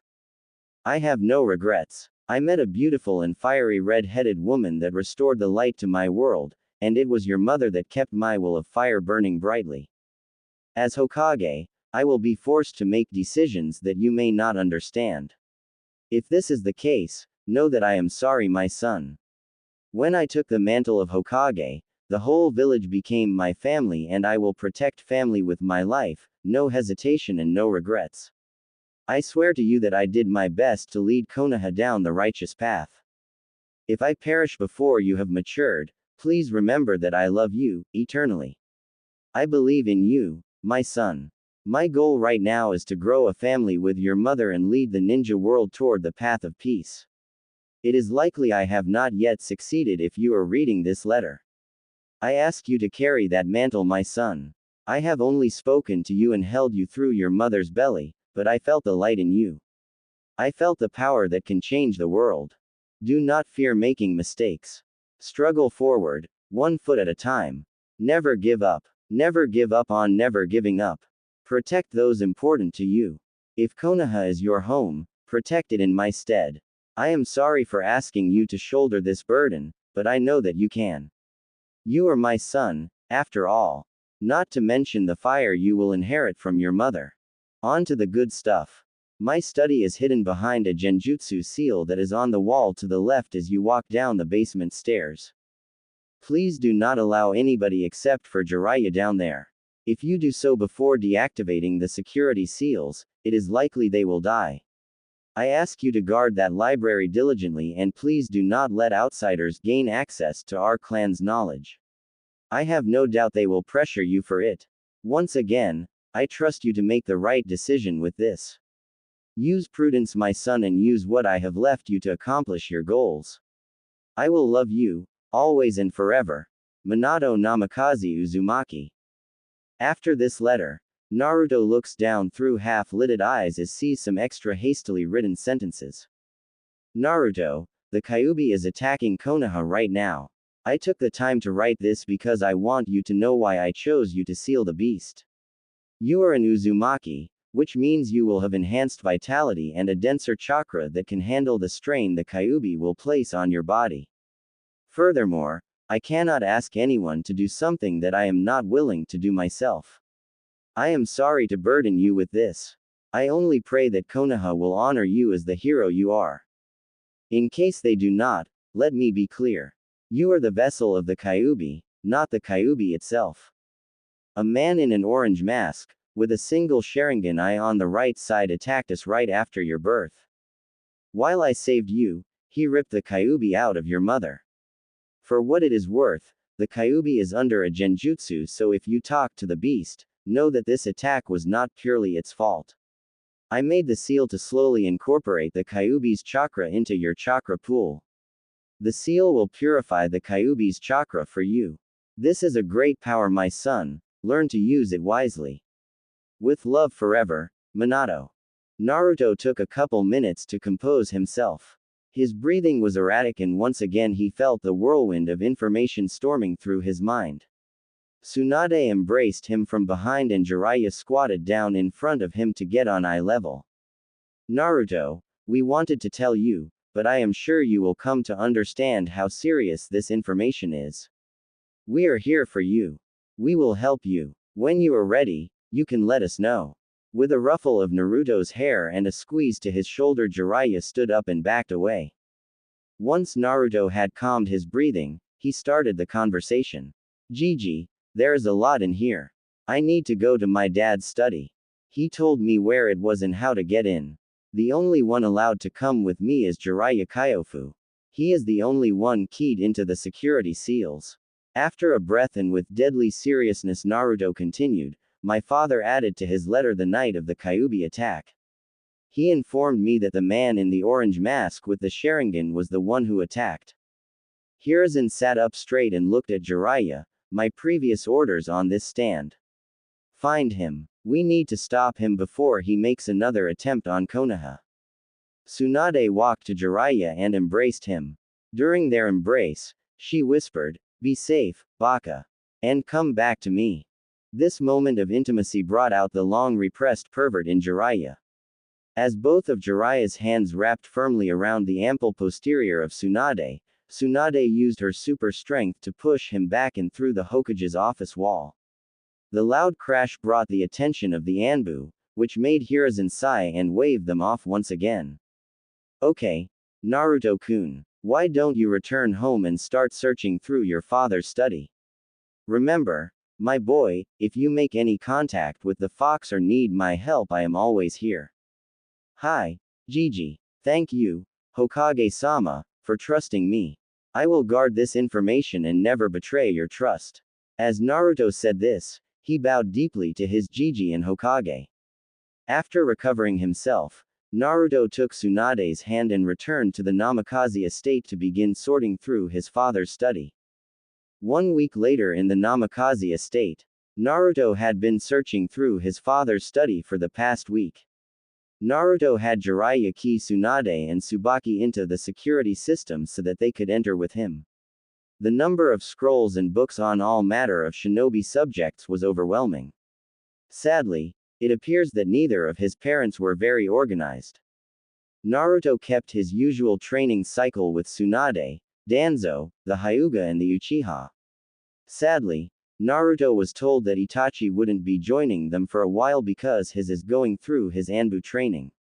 Fugaku was swollen with pride when he mentioned the nearly 12-year-old Uchiha joining the Anbu ranks. After training, the first 4 days and nights in the study were spent tidying up his father's library. His father was a genius, no doubt. However, it was clear to Naruto that his father embraced the mantra that genius functions best amongst chaos. His father L-shaped, oak desk was covered in dozens of scrolls. Each scroll was covered in a layer of dust and Naruto found that, after organizing, he would need to air out the room. On the 5th day, which was a Friday, so he didn't have any training, Naruto found the barrier that his mother had mentioned. After cutting his thumb with a 3-pronged kunai that was on the desk, Naruto smeared some blood over the seal array. He marveled as the array spread, flashed and then the barrier shimmered into and out of existence. With the barrier down, Naruto saw an ornate chest made of maple wood and covered in seals. Where the keyhole would normally be, the kanji seemed to coalesce into a seal array with the kanji for blood in the center. Naruto nicked his thumb again and the chest opened with a click and a hiss. Inside the chest were 2 scrolls, each the size of Naruto.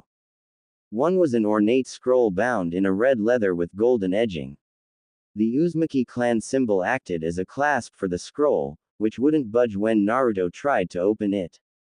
Following the pattern, Naruto nicked his thumb for the 3rd time and smeared blood on the Uzumaki clan crest. The blood seemed to be absorbed by the crest and the scroll opened. The scroll was 4 feet wide and about 12 feet long when fully opened. Naruto laid it out on the floor and scanned the whole scroll. Near the bottom, the last entry was written in his mother's handwriting. For the love of Kami, if anyone is reading this and you are an Uzumaki, then use the shadow clone jutsu. Otherwise, you will never finish. See seal below for jutsu. Naruto let out a full, hearty laugh at his mother's antics. He saw a small seal below his mother's entry and fed some chakra into the seal. With a small poof of smoke, a scroll appeared. It was labeled, Kinjutsu, Shadow Clone Jutsu. Naruto decided to heed his mother's advice and read through the scroll. The Shadow Clone Jutsu is an Uzumaki clan technique developed by Arashir Uzumaki. The technique is used by gathering chakra at the central chakra point, the heart, and the forming it through the ram, snake, tiger, hand signs. Then add the Uzumaki cross. You cross your right hand over your left. Each hand will have the pointer and middle fingers fully extended. The index and pinky fingers will circle back toward the thumb and the thumb will link with the index finger. See diagram if you are a visual learner. As you mold your chakra out of the central chakra point and through your fingers, focus on dividing your consciousness. This technique will divide your mind and chakra evenly among the clones you create. When the clone is dispelled, the consciousness of the clone and any unused chakra return to the user of this jutsu. This means that all matters of the mind, including the experience, knowledge and muscle memory the clone acquired, will return to the user. Warning. This Uzumaki Kinjutsu is highly dangerous. Do not make more clones than you can handle. Each clone cost about 1A rank jutsu worth of chakra. Start with a single clone and slowly build up before attempting to use, en masse. Along with the memories, the clones will return all mental fatigue incurred throughout their existence. If overused, this can cause unconsciousness, brain hemorrhaging and ultimately death. Naruto gulped nervously. Then he thought, well, everyone says that I have a ton of chakra and I heal super quick, so I guess it should be okay. With that thought, Naruto went to the small training area incorporated into his father's study. He began attempting the jutsu after practicing the hand sign repetition. It was difficult. How exactly does one focus on splitting one's mind? After about 2 hours of trying, Naruto was breathing heavily and cursing himself. He decided to sit down and meditate to calm his mind and his chakra. After 5 minutes of breath control, Naruto hopped back on his feet and screamed, Naruto Uzumaki never gives up. Datbao. Tsubaki heard Naruto scream and grew curious. She walked down the stairs into Minato's study. What she saw made her freeze. As she reached the bottom of the stairs, she watched as two Narutos high-fived, which made a resounding slapping sound. Her confusion turned to laughter as both Narutos were shaking out their hands. Neither of them was expecting the force the other put into it. Naruto turned to Tsubaki as he heard her laughter. I did it, Tsubaki-kachan, screamed two elated Narutos. Not knowing which one to look at, Tsubaki addressed both of them and said, that's great, Naruto-kun. Mind telling me what you have done? She paled when she heard him say the shadow clone jutsu. She knew that this was a Jonin level technique. And where, pray tell, did you learn such a technique? That technique is much too difficult for someone your age. I learned it in Mom's scroll. Don't worry, Tsubaki-kachan, I got this. I read all of the warnings. Warnings? Tsubaki asked as she grabbed the scroll that was near the edge of the training room. She paled when she read the list of potential side effects. Naruto-kun, you should not be doing this jutsu. You could get severely hurt. Don't worry, Tsubaki-kachan. Everyone says I have tons of chakra and heal super fast. Even after making this clone, I don't feel tired at all. Hey, Tsubaki-bakan, will you take this clone far away, tell it a secret and then punch it hard for me? Why would I do that, Naruto-kun? That seems kind of dangerous and mean. Ah, come on, Kachan. It is just a clone and I need to test something out. At this, the clone adopted a nervous look on its face and nodded at Tsubaki. Okay, fine, Naruto-kun. Come on, you. She giggled as she walked around the corner. She then told the clone her secret and then bonked it hard on the head, which transformed the Naruto into a puff of smoke. She walked back into the training room and looked amused as she took in Naruto. The boy was rubbing the top of his head and had a faraway look in his eyes for a second. The depth of the brilliant, azure blue eyes returned, and Naruto beamed at her. It worked, Kachan. It really worked. You told me you love running your hands through my hair when I sleep. Oh, and I owe you a foot massage for doing this favor. Oh, okay, I guess. Tsubaki just shook her head in an amused fashion as she walked back up the stairs. Dinner is in 1 hour, young man, do not be late. 1 hour later, Naruto walked into the kitchen doorway. Tsunade looked up and greeted him before returning to her medical report. Hiya, Bakken, cried out Naruto as he took his seat next to Tsunade. She nodded, showing that she had heard him. Good evening, Bakken, said another Naruto as it sat down on the other side of Tsunade. Once again, with her attention focused on the report, she muttered, Hiya, brat. A third Naruto walked through the door, up to Tsunade and gave her a kiss on the cheek. Let's eat, Bakken, I am famished. This roused Tsunade from her report, and she looked up incredulously. Incredulity turned to shock as two of the Narutos popped out of existence. Naruto guffawed at the look on Tsunade's face. I got you good, Bakken, exclaimed Naruto with mirth in his voice as he fell out of his chair and started rolling on the floor while clutching his stomach. Tsunade couldn't believe it. She couldn't believe it at all. This brat, at roughly 8 years old, just casually used 2 Kage Bunshin to pull a prank on her. Naruto. How, when, were those Kage Bunshin? Naruto started recovering from his laughter as he stood up, looked at her and just said, Yup, found my mom's scroll. The last entry from her said that anyone reading the scroll should first learn the Kage Bunshin, or otherwise learning everything would take too long. And before you say anything, Bakken, I know the risks. I started practicing it 3 hours ago and I can already make 2 clones. Incredulity returned to Tsunade's face. Brat, you're telling me you learned the shadow clone technique, a Jonin level jutsu, in under 3 hours? After a proud, yup, from Naruto, Tsunade just shook her head and smirked. Well, brat, I guess this means I can train you about, say, 3 times harder on Monday. Naruto's giggling and laughter ceased, and his face paled a bit. Then he shook himself out of it and said, Bring it on, Bakken. You better give up on trying to make me give up. Datbeo.